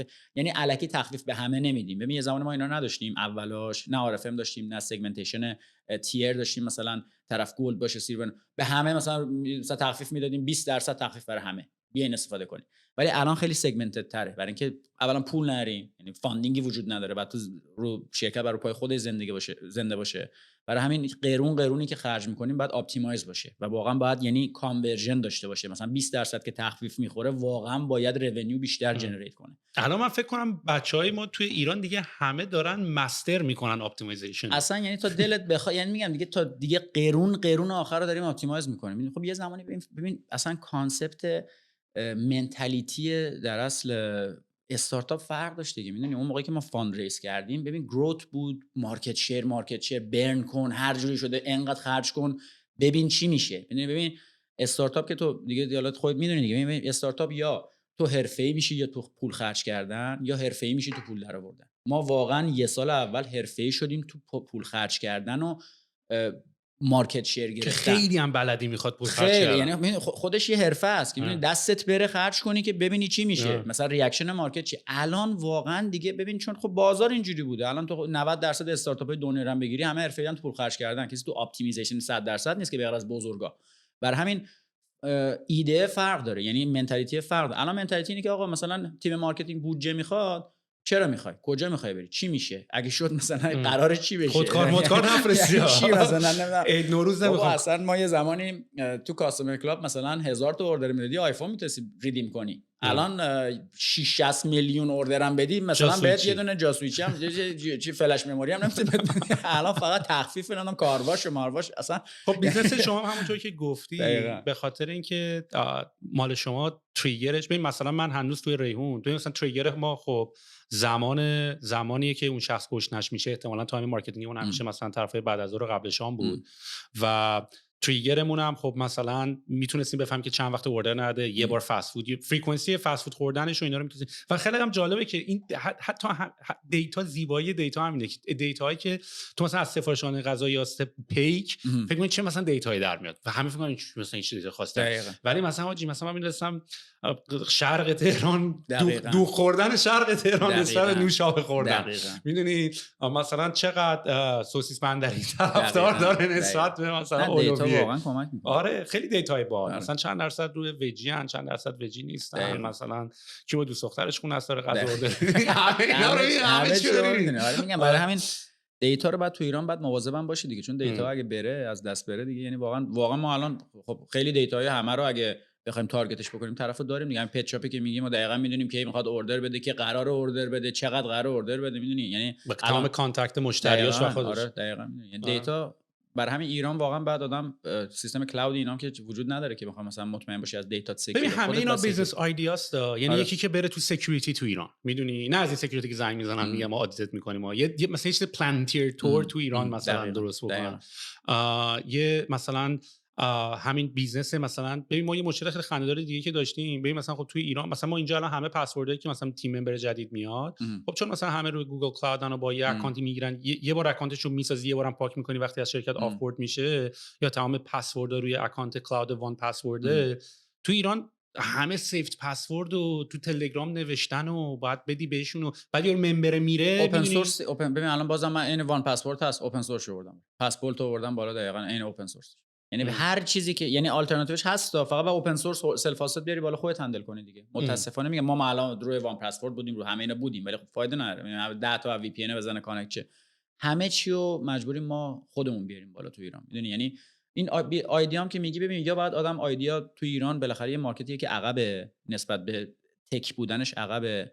ما هم دارم میگم ببین ما همین داریم میگیم مثلا الوپک بیزنس ایده آویسی بود. ببین ما هیچ چرخ دنده رو از اول اختراع نکردیم، خیلی ساده ما کپی کردیم. راحت بهت بگم، یعنی مثلا ما برداشتیم بیزنس استوارد و گوجکو تو اندونزی دیدیم، استوارد و من زیرو رو کردم، گوجکو زیرو رو کردم، دقیقاً راهش رو رفتم و سعی کردم کپی کنم ولی ایرانیزش کنم، ادپتش کنم به مارکت ایران و اینا خیلی یعنی کار خوب میشه. که الان تو به همین داری میگی ایدای اینا 100 تا خود همین حرفایی که داریم میزنیم 100 تاش توش ایده است. این همه کار الان میشه تو ایران کرد. فقط بحث اینه که واقعا الان تو ایران فاندینگ چجوری میخوای هندل کنی. میدونی طرف اون زمان 1 میلیارد فاند ریز میکرد، 500 میلیون فاند ریز میکرد، مثلا استارتاپ میزد. الان واقعا دارم بهت میگم یه 500 میلیون فاند ریز کنی، فقط اگه بخوای تیم 10 نفره داشته باشی 50 میلیون برای فقط صندلیات میره. میدونی یعنی کاست همه چی گرون شده. میدونی یعنی دفتر، متریال، همه چی. مثلا میخوای تیم کیو ایت میخوای یه آیفون داشته باشی، یه اندروید داشته باشی، فقط برای کیو ایت بعد 45 60 میلیون 100 میلیون خرج کنی که فقط اینا دیوایس داشته باشن. و اصلا استارتاپ هم ماهیتش خیلی خطا بکنی و نخوری زمین نمیریه. برای اینکه خطا زیاد بکنی باید خیلی پول هزینه بکنی. یعنی مثلا دلیلی که شرکتایی مثل گوگل و اینا دیگه رفتن بالا نمیتونن بیان پایین، بخاطر اینکه یارو میتونه هی پروداکت بزنه، هی سوتی بده، هی فیل کنه، هی ببندش. میدونی الان نتفلیکس هم میتونه فیلم بسازه مثلا 100 میلیون خرجش کنه نگیره فیلم بعدی بزنه. یعنی چیز نداری، چی میگن، بازه خطا نداری. یعنی قدرت خطا تو ایران نداری، نمیتونی خطا کنی. الان تو مارکتینگ هم همینجوری، من نمیتونم خطا کنم. یه زمانی من سی پی آی مثلا میرفتم اینستال میگرفتم، نمیدونم سی پی ای میرفتم نیتیو میخریدیم که تست کنم. میدونی مثلا پول میدادیم، مثلا 10 میلیون میدادیم، کلی ترافیک میومد، مثلا 10 میلیون میدادیم 10,000 تا اینستال میومد. الان اصلا میدونی این دیتا ها رو میخوای دیگه، این دیتا تو اصلا باید تست کنی دیگه، ببینی جواب میده یا نه. الان نمیشه، انقدر گرون شده ادورد یا هر چیزی انقدر گرون شده، هر کاری میخوای بکنی باید تست کنی. یعنی باید با دستات بلرزه. میدونی پس یه بولت پوینتی که از شرایط سخت ایران میشه ازش نتیجه گرفت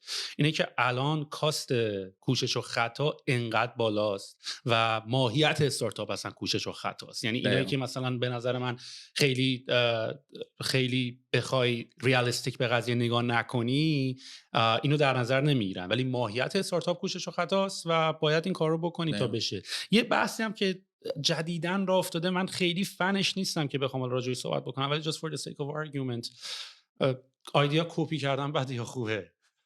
ببین کپی کردن به نظر من تو ایران مثلا کپی خالی جواب نمیده. میدونی ببین بیس ایده‌است دیگه. ببین مثلا تو میگی فروش آنلاین غذا، اوکی مثلا ببین این ایده‌اش خب انقدر آویسه، میدونی کامن سنس، خب معلومه که جواب میده، ولی باید کپی کنی و ادپتش کنی به مارکت.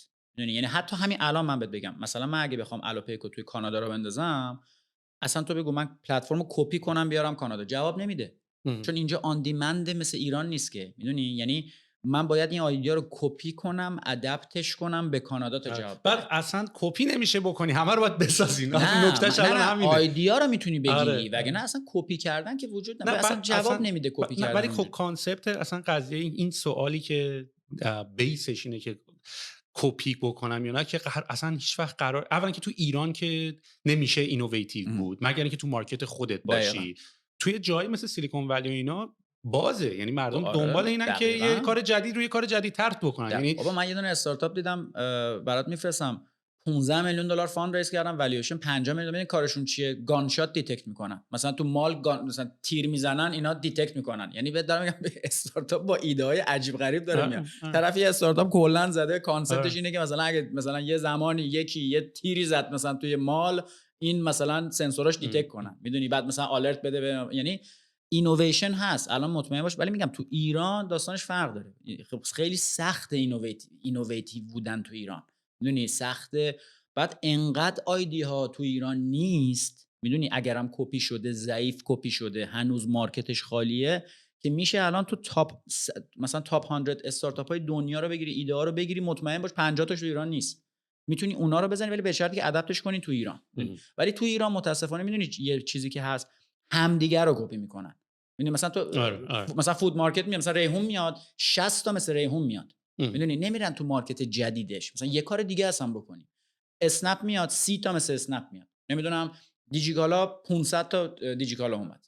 نه ولی اصلا من اینم میخوام بگم، اصلا کپی کردن، ماهیت کپیش اشکالی، اصلا دنیا اینطوری پیشرفته، که یکی اومده یه کاری کرده، یکی دیگه اومده یه کپی کرده یکم بهتر، یکی دیگه اومده اونو دوباره کپی کرده یکم بهتر، اصلا اینطوری لایه بهتر و بهتر و بهتر میشه. کپی اصلا با مشکلی نداره. میگن استیل کردن، دزدی کردن یه ایده‌ای، میتونی تو بدزدی یکم تاچ خودش رو روش بیاری and that's really appreciated، میدونی اصلا مشکلی نداره. اینو خواستم بگم و تمام دیگه، بس نکنین تو رو خدا ایده کپی کردن که اصلا همه تو دنیا دارن. مثلا LED که کپی LCD نیست، بهترش کرده. اسلک کپی اسکایپ، اسکایپ کپی ام اس ان، یعنی بخوایم اینجوری بگی پس هیچ کدوم اینا نادس. تا زمانی که این بحثا باشه ببین تو احساس می‌کنی پس هنوز ما داریم استارتاپ 101یم و pretty much we are. آره به نظر من خیلی جا داره. ببین به نظر من ایران خیلی مارکتش، ببین چون ما تجربهشو کردیم دیگه، یعنی واقعا رشدی که ما تو الوپیک داشتیم، یعنی هیچ جای دنیا همچین رشدی تو نمی‌بینی. اصلا من الوپیک رو کار ندارم، تو بگو اسنپ، تو بگو همه استارتاپ هایی که واقعا جواب دادن، ولی الان شرایط سخته. استارتاپ فاندینگ میخواد، فاوندر میخواد، کوفاوندر میخواد. الان کوفاوندرها و فاوندرها همه دارن میرن ایران، فاندینگ نیست. میدونید تایپ کسایی که پول میذارن تو بیزنس های ایران عوض شده. طرف به قول تو میگه که آقا برای چی مثلا تو که خرج تومانیه چرا دلاری داری حساب میکنی؟ یعنی اصلا یارو متوجه نمیشه که بابا همه چی ریلیت به دلار تو استارتاپی که من میخوام بیزنسی که بزنم. برای همین فاندینگ سخت شده تو ایران گرفتن. یعنی فاندینگ هم نباشه فرق نمیکنه که، میدونی ببین فرق نمیکنه تو مثلا سوار بنز، یه بنزن با یه پراید، میدونی وقتی بنزین نداشته باشه پراید بنزین داشته باشه، پراید زودتر میره جلو، میدونی فرقی نمیکنه. حالا یکی میاد میگه مثلا من تیمم خیلی بهتر قشنگتره با فاندینگ، همش فاندینگ میخوای. حتی یه حرفی رو اضافه بکنم، به خاطر اینکه چون یه سری مایندست میشناسم که حرف تو رو احتمالاً بعد برداشت میکنن از این فاندینگ، مثل قضیه اون بچه پول داره میشه که اونایی که پول ندارن مثلا بهونه میکنن که ما پول نداشتیم. من آدم همین الان کلا انقدر میشناسم که آیدیا دارن، سر آیدیا دارن با اینوستور صحبت میکنن، میگن آقا من یه آیدیا دارم میرم پیچ کنم اینوستور. در صورتی که تو آیدیا داری باید با لوکاست ترین حالت با پول تو جیبی خودت یه MVP تو بیاری بالا دیگه، دقیقاً بیاری، مارکت فیت تو پیدا کنی، یا حداقل اگه میتونی توی مارکت حالا بهتری هستی سید پول بگیری، باز بری مارکت رو پیدا کنی، بعد بری پیچ بکنی. یعنی الان من میخوام بگم که این حرف تو رو اینقدر ملت بعد برداشت میکنن که خب پس پول نداریم اصلا نریم سمت قضیه. بعد اصلا مشکل یارو پولم نیست، میدونی مشکل یارو اصلا آیدیا و MVP و مارکت فیت نداشتنه. میدونی یعنی میخوام فقط کورکت. نه ببین مچ همه چیه، میدونی یعنی ولی دارم میگم فاندینگ یه قسمت خیلی مهمشه. ولی خب معلومه که خود من اگه اینوستور باشم، طرف بیاد جلو من فقط ایده داشته باشه یا مثلا میدونی ایده نداشته باشه، یا تیم نه هیچ MVP هیچی من نشون نده، معلومه پول نمیدم. اگرم پول نمیدم تو ایران پول نمیدم به خاطر اینکه واقعا ضعیف میرن پیچ میکنن. میدونی یکی اگه واقعا قوی پیچ کنه، ما خودمونم خب پول نشیم اولش دیگه، میدونی خب ایده رو زدیم یه کاری کردیم بعد رفتیم بالاخره فاندمون رو ریس کردیم. ولی شرایط الان سخت‌تر شده، ولی هنوز تو ایران جا هست، هنوز تو ایران جای خیلی کارا هست، خیلی کارا میشه انجام داد. ما خودمون همین الان داریم فکر می‌کنیم کارهای جدید، بابا 10 تا پروداکت جدید زدیم ما همین الان، الو پست رو زدیم، 100 تا پروداکت جدید زدیم همین الان با این شرایط.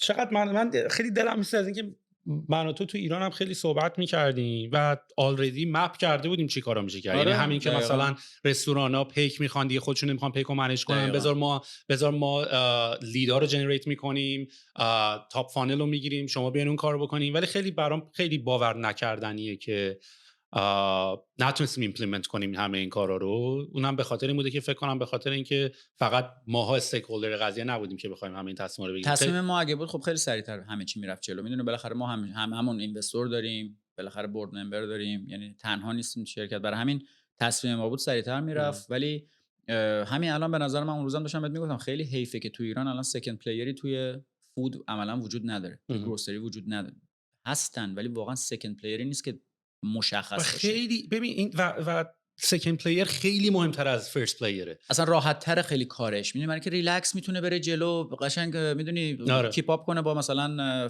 فرست پلیر، راحت مارکت بگیره ازش، تره، میدونی خیلی راحت تره، میدونی عجله فرست بودن رو نداره، آروم آروم میتونه بره بالا. میدونی برای همین به نظر من واقعا حیفه. ولی اینی که چرا استارت نمیزنن، یا ما خودمون قرار بود این کارو بکنیم دیگه، میدونی خودمون قرار بود. ولی خب الان دیگه جوابش خیلی مشخصه، الان نمیارزه، نمیارزه، حسش هم نیست.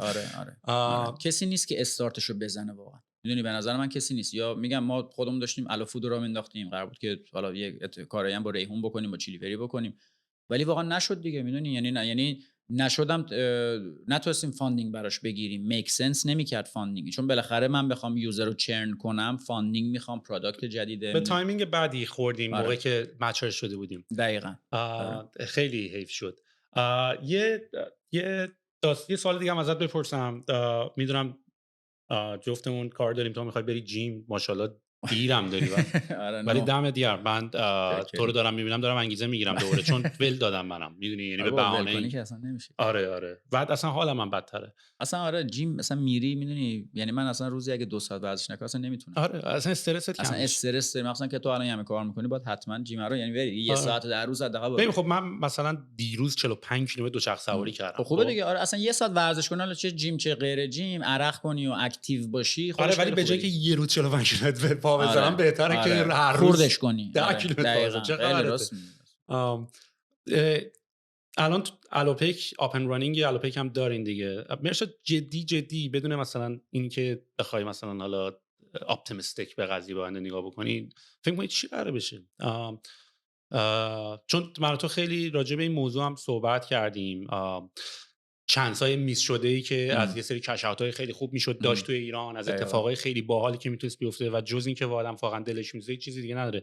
ولی من که چمدون رو بستم اومدم، خدافظ. تو هنوز یه پات اونوره یه پات اینوره.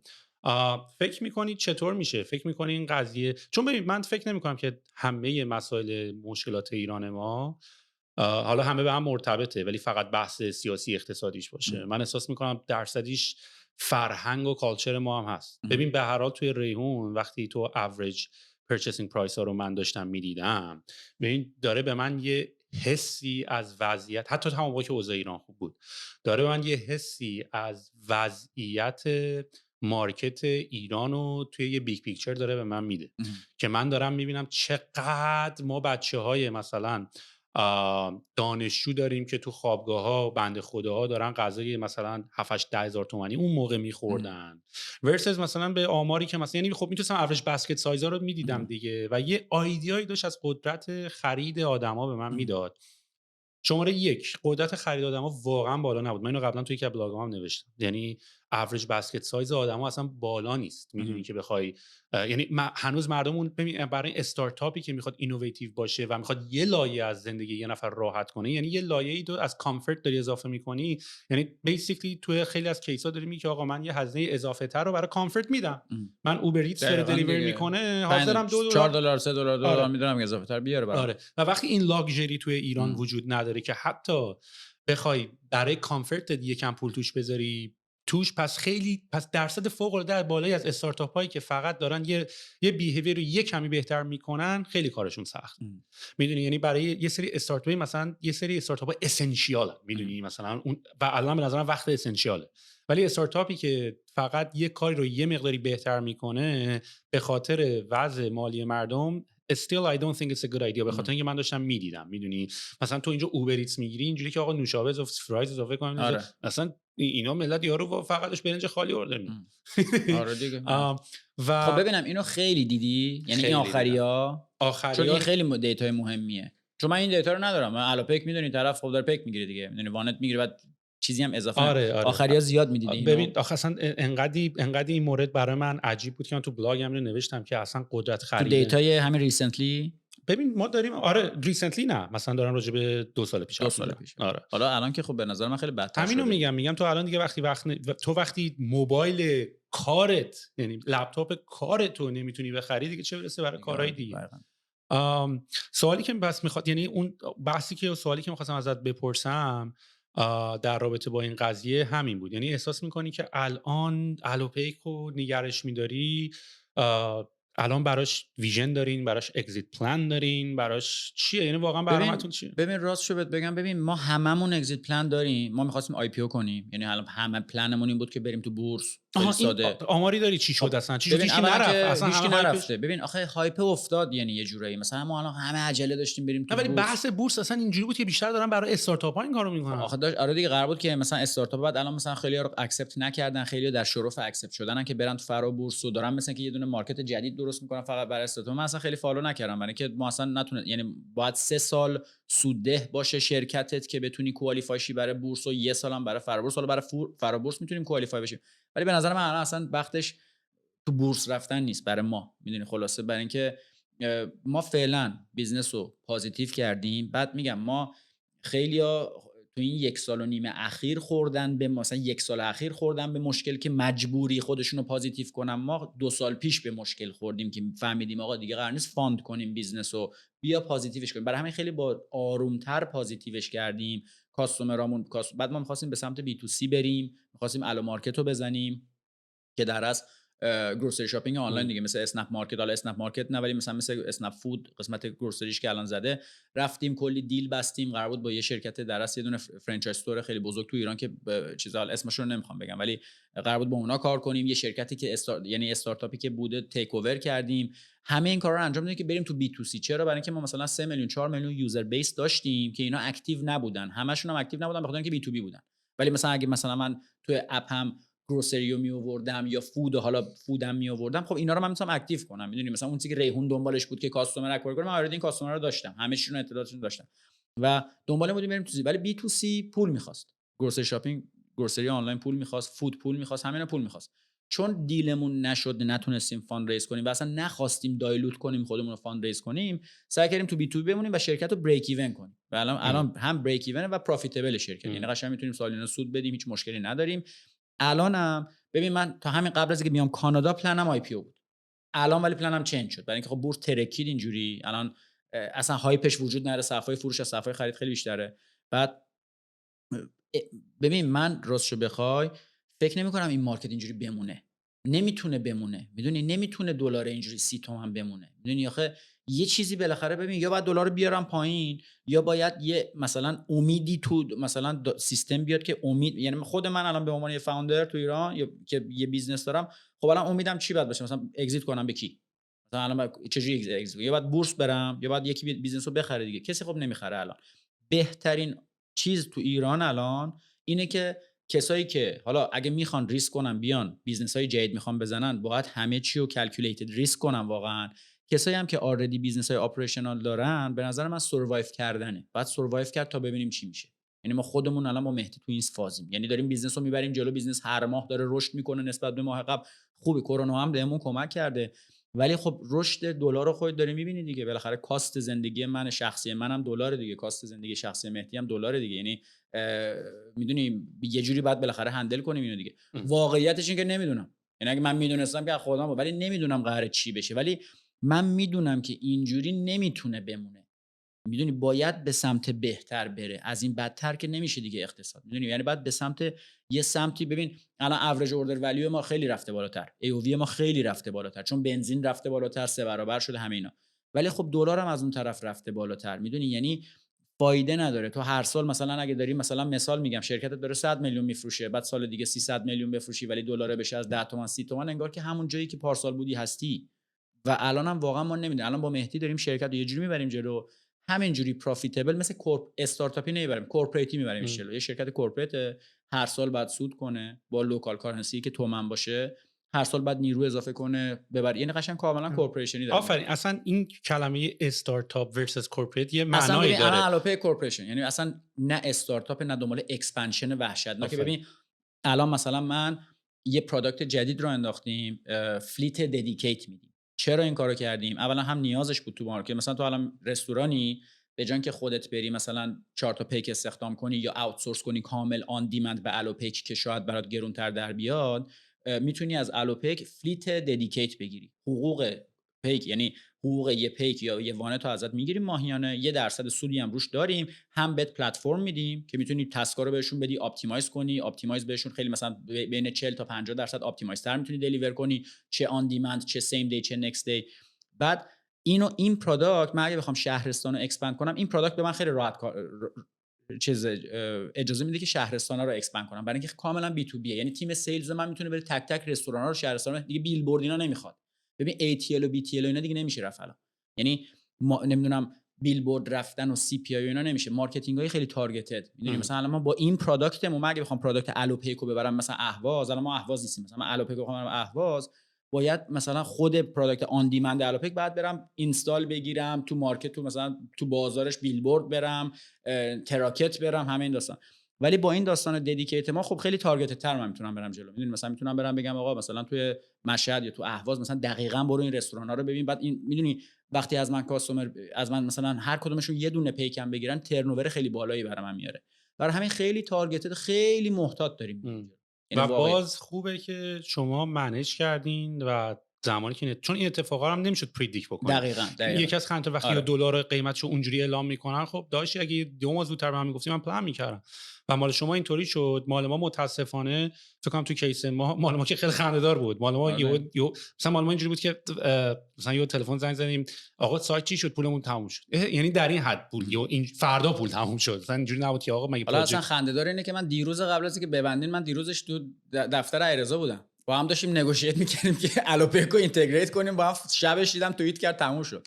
آره خیلی فردا صبحش ما مسیج دادم ایرزا چی شد، دیروز ما اونجا بودیم، ما هفته قبلش بورد میتینگ داشتیم، با مهدی رفتیم 3 ساعت اونجا صحبت کردیم که آقا مثلا ما که الو مارکت رو نرفتیم، الو مارکت رو بیا اون دیلی که ما بستیم کانترکت انحصاریه رو بیاریم تو گروسری شاپینگ، مثلا چیلیوری گروسری شاپینگ رو انجام بده، چیزش هم ما انجام بدیم، دلیوریش هم ما انجام بدیم، بعد سودش رو با هم نصف کن.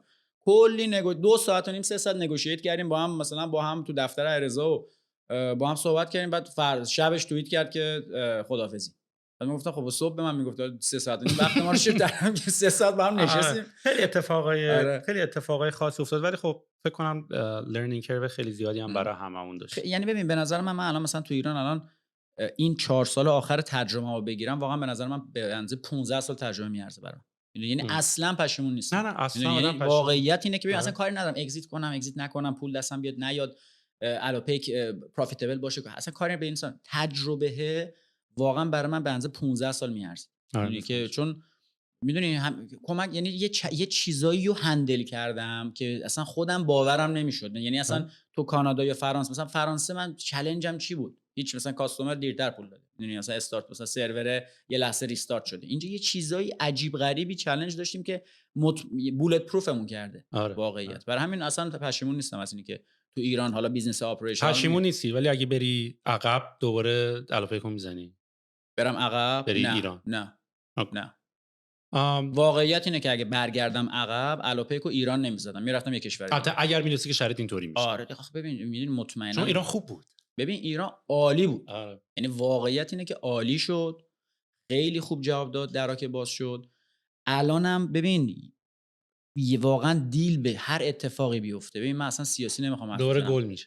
گلد ایران واقعا، من چون مارکت و ترکشن رو دیدم، میدونی، چون ببین من مثلا 10 تا استارتاپ برای بقیه زده بودم تو پاریس، تو فرانسه، تو کانادا، میدونی، چون از شرکت من استفاده میکردم، من بعد دیتا دست من بود دیگه، من ترکشن ها رو میدیدم چقدر سلوه. ترکشن الوپیک اصلا من باورم نمیشد. یعنی ما مهدی خودمون مونده بودیم هیچ کاری که مثلا ما نکردیم چجوری داره اینا میاد، چجوری دارن میان، تشنس مارکت، میدونی. ولی میدونی ورودش، یعنی بریر تو اینتری خیلی سخته، میدونی، هم سخت میرن هم میدونی، یعنی داستانی. ولی به نظر من گلدن ایران بود. ولی فقط بعد امید باشه دیگه، میدونی، بدترین چیز اینه که هوپ نباشه، امید نباشه. وقتی امید نباشه خب همه حساب میکنن دیگه. من الان مثلا ندونم قرار دلار چقدر بشه، نه مثلا بگم بیا الان یه کاری بکنیم، پروژکت میکنم قراره مثلا اینقدر میلیارد ترنوور بزنیم. خب اینقدر میلیارد ترنوور وقتی مثلا یهو نصف بشه، همه چی دوباره دلار بشه مثلا 50 تومن 60 تومن، چه فایده، میدونی. ولی من فکر نمیکنم سوال اینجوری بمونه. واقعیت اینه که من حس خودم اینه که دلاری و اقتصادی دارم میگم، یه چیزی باید بشه که یه اتفاقی بیفته بالاخره، میدونی، یه دیلی بشه، یه چیزی بشه، دلار رو بیارم پایین. دلار نمیکشه بابا. ببین من واقعا هفته پیش ما یه مکبوک خریدیم برای اینکه آی مک یکی از بچه‌ها سوخت. بابا دیگه 100 تومن 120 تومن. آخه ببین هم مک بوک $3000 $3000 30 تومن میشه 90 تومن. میدونی هم دلار گرون شده هم جنس نیست یارو کشیده روش. میگه 130 تومن. بهش میگم آقا الان من تو سایت اپل پلاس تکس دارم اینو میبینم $3100. شما چجوری داری اینو میدی 130 تومن؟ 20 آقا جنس نیست همین یه دونه رو من دارم. یعنی اصلا میدونی مسخره شده. بیدینگ وار. واقعا مسخره شده. الان مثلا آیفون، خب من بعد چیکار کنم؟ آیفون نمیتونم بخرم برای شرکت که مثلا بخوان تست کنن. یعنی واقعیت اینه که مشکلات مثلا تو اینجا الان استارتاپ برای خودت، برای ترایب، مثلا مشکلت الان تو اینه که صندلی بخری، اصلا فکرشو نمی‌کنی که من مثلا صندلی برم صندلی آشغاله رو بخرم چون گرونه. میدونی وقتی فاندینگ گرفتی یا اینکه وقتی آپریت داره میکنه بیزنست، تو اصلا فکر نمی‌کنی که من این گوشی اندروید رو برای تیم کیو ام بخرم یا اصلا نه. یکی از هدفهای اصلی اینوستمنت صرفاً پول به معنای اینکه پول بدونم برو بخرم نیست، پول برای آرامش فکری که برو بشین رو مشکل فکر کن. آره اصلا آخه یه سری مشکلاتو فکر نمی‌کنی اصلا بهش. مثلا ببین من فکر نمی‌کنم که مثلا وقتی فاندینگ باشه که آقا مثلا من الان نمیتونم مثلا لپتاپ بخرم برای یکی از بچه‌ها، نمیتونیم، میدونی، یا اگه بخوام بخرم انقدر گرونه ولش کن، میدونی. اصلا دغدغه ها رو ندارم. ولی تو ایران واقعا دغدغه، یعنی چیزای خیلی ساده، مثلا خریدن آیفون برای خریدن دیوایس، خریدن مثلا تبلت. ما اون موقع تبلت 1000 تا ویزیتور داشتیم تو خیابون پیک استخدام می‌کردن، تبلت بهشون میدادیم. همون تبلت شده دونه 30 تومن. خب من الان مثلا بعد بیام 3 میلیارد بدم که تبلت بخرم؟ این اصلا مسخره شده، میدونی. برای همین میگم خیلی همه میگم مشکلات خیلی کوچیک تو ایران بزرگ، میدونی. و کسی هم که میخواد بیاد، حالا میگم آدینس تو اگه واقعا کسایی که تو تک و استارتاپ میخوام بیان، کسی میخواد بیاد بعد این چالنجاشو به تن بخره، میدونی. یعنی بعد بگه آقا اینا هست، میدونی. کسی که بخواد بیاد قور بزنه آقا اینجوری اینجا نیاد. خب پس این نشونه اینه که مارکت خیلی مارکت سخت‌تری هم حتی برای اونایی که تجربه اول دومشونه خواهد بود. خیلی سخت‌تره به نظر من، میدونی. یعنی هم یه زمانی بچهای ما میومدن مثلا به من میگفتن، مثلا ما بالاخره 50 نفر تیمای تکمون بودن دیگه، مثلا الان میگفتن مثلا ما می‌خوایم آی پزش بریم چیز بزنیم، استارتاپ بزنیم، نمیدونم یه ایده جدید داریم. میگفتم اوکی برین، مثلا حالا یه از آواتگ از یکی فاند گرفتن.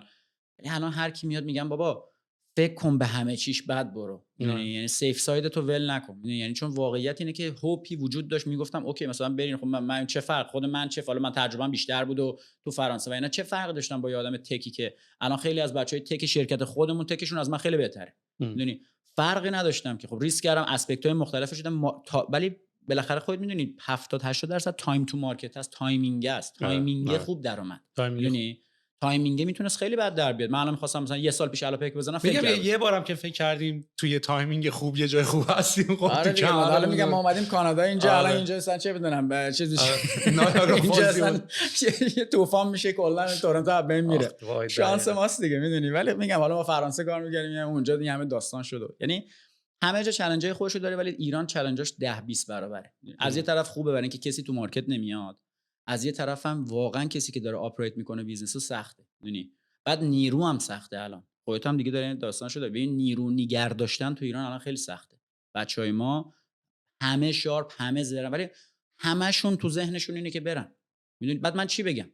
خیلی ساده، مثلا میان پیش من میگن آ بزش میخوایم بریم، مثلا میخوایم بریم بیرون، بعد بهش در گوشی میگی برو. نه چی همین مثلا میگم ببین، مثلا یه زمانی میومدم میگفتم آقا وایسا اینجا مثلا ایساب میگیری، اگزییت میکنیم، یه پولی دستت بیاد. الان چی بگم بهش؟ وقتی خودم مثلا بگم الان میگه مثلا میخوام برم سروستان، هر جایی که دستشون میرسه میخوام برن دیگه. بعد طرف خب داره حساب میکنه 2 تا 4 تا میکنه، مثلا دلاری دوستش رفته یه کشور، حالا یا کانادا یا سروستان یا هر جایی داره مثلا اینقدر میگیره، تو ایران داره اینقدر میگیره، 2 تا 4 تا میکنم برای خودشون. بعد چیزی نمیتونم بگم که من میگم که اوکی آقا تو وقتی هستین هندل میکنم بهترین چیزو براتون، ولی تو وقتی اگه بخواید برینم بتونم کمکتون کنم، بهتون کمک میکنم بتونین اسکالرشیپ بگیرین، هر چیزی که میخواین برین. ولی میدونید آرگومنت ندارم بگم. خیلی ساده. یعنی یه زمانی آرگومنت داشتم میگفتم واقعا، بعدم نمیخوام گول بزنم کسی رو که مثلا نمیخوام بگم بمونین که مثلا خب آقا من چی بگم وقتی خود من مطمئن نیستم که چه جوری قراره بشه بیزنس، قراره چه جوری بشه، حتی پروفیتبل هم هستین همه چی.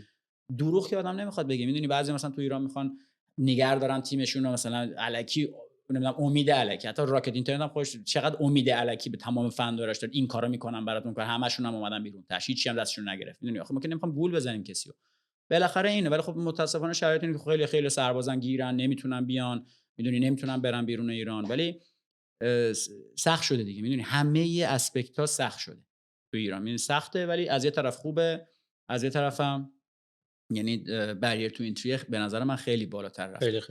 خیلی بالاتر. حالا مرشد من تو اصلا می‌خواستم کلا خفتت بکنم برای بحث‌های تک، برای می‌خواستم راجع به کوبرنتیز و مایکرو سرویسز و تمام این ترندهای جدید دیوآپس و اینا می‌خواستم باهات صحبت بکنم، ولی میگم دیگه کلا ما همیشه الان انقدر دلمون پره که یه سشن فقط به کوبرنتیز فکر نمی‌کنیم. کوبرنتیز کیلو چنده؟ کلاود نیتیو اینا اصلا ذهنم نیست. ولی پس یه قولی هم بهم بده که بشینیم شاید حتی بگیم سیاوش هم بیاد یه بارم یه پادکست ستایی رو امتحان بکنیم، یکم واقعا بشینیم راجع به تک صحبت بکنیم، چون میدونم تو الان آلردی با سیاوش هم یه بار صحبت کردیم و کانورسیشن خیلی کانورسیشن جذابیه. یعنی اتفاقا من فکر میکنم اون نوع بحثایی که ما خودمون داخل خودمون راجع به یه سری تکنولوژی داریم صحبت میکنیم، راجع به اینکه اینو استفاده کنیم یا اینو استفاده کنیم داریم صحبت میکنیم، احساس میکنم اینا هم برای یه سری آدم چون هم لول چیزی که خودمون داریم بحث میکنیم خیلی به نظر من برای پادکست یعنی عالیه. چون من یه دونه ویدیو 2 تا ویدیو رفته بودیم الفبای استارتاپی که من توش مثلا راجع به تک الوپک صحبت میکردم، بعد خیلی ترکشن خوبی روش گرفتیم. یعنی همه اومدن گفتن که بیشتر بگیم، بعد من اصلا اوپن که به همه گفتم که الوپک مثلا با چی زدیم چه جوریه با چی آره خیلی باحاله، بعد اوپن باشه. مثلا خیلی‌ها میگفتن که چرا اینا رو میگی، مثلا یکی میخواد شروع کنه. خود من میخواستم اول الوپک رو شروع کنم، اگه یکی به من میگفت این چیزا رو که آقا مثلا اینو نرو اونو برو اینجاشو مشکل میخوری حدودی و فلان، خیلی جلو میافتم. مثلا من 4 بار سیستم رو عوض مجبور بودم. این پادکست میدیم جدید کتاب نوشتنه دقیقاً. این میگم اینی که تکم صحبت کنی خیلیا تو ایران هستن که نمیدونن چیکار کنن، میدونی. یعنی حتی خود من الان من بخوام یه استارتاپ جدید شروع کنم، همین الان با اینکه این همه تجربه دارم بازم با تکای جدید خیلی سال نمیدونم یکی اگه با اون تکای جدید کار کرده باشه باز من خیلی جلو میندازه. یعنی خیلی به نظر من این تک خوبه که اگه بتونی صحبت کنی. اون حالا الفبای استارتاپی هم یه دفعه ببین اون خوبه، یعنی ترکشن خیلی خوبی گرفت. اون تو حالا به سیاوش هم بگو همیتسو من بهش گفتم یعنی که چه جوری چی زدیم، دیتابیس رو بگیر. همین کوبرنتیزی که میگی از A تا Z کوبرنتیز رو تو اینجا یه دونه کلیک می‌کنی، تو جی سی پی یا آمازون یه دونه کلیک، تو AWS یه کلیک می‌کنی برات کلاستر میاره بالا. ما از اول کلاستر رو ساختیم، یعنی از ورکرها و کیوبلت هر چی مسترای کوبرنتیز مسترها و کیوبلت هر چی بگی خودمون ساختیم. یعنی مجبوریم خودمون بر متال اینستال کنیم، کلاستر هم خودمون بیاریم بالا، بعد کلاستر هم منیج کنیم. ولی اینجا کلاستر خودش میاد بالا، خودش رپلیکیت میشه، خودش تو زونهای مختلف، تو فقط بعد یه دونه میدونی دیپلوی کنی روش، اینستنساتو فقط نمیدونم اتو اسکیل کنی. خیلی ساده. من میگم پس یه نرد تاک بذاری. آره تو سر کله هم حتما دمت گرم مرشد. پس من دوره خفتت میگم دوره یه جلسه دیگه هم صحبت می‌کنم. خیلی ممنون. دمت گرم.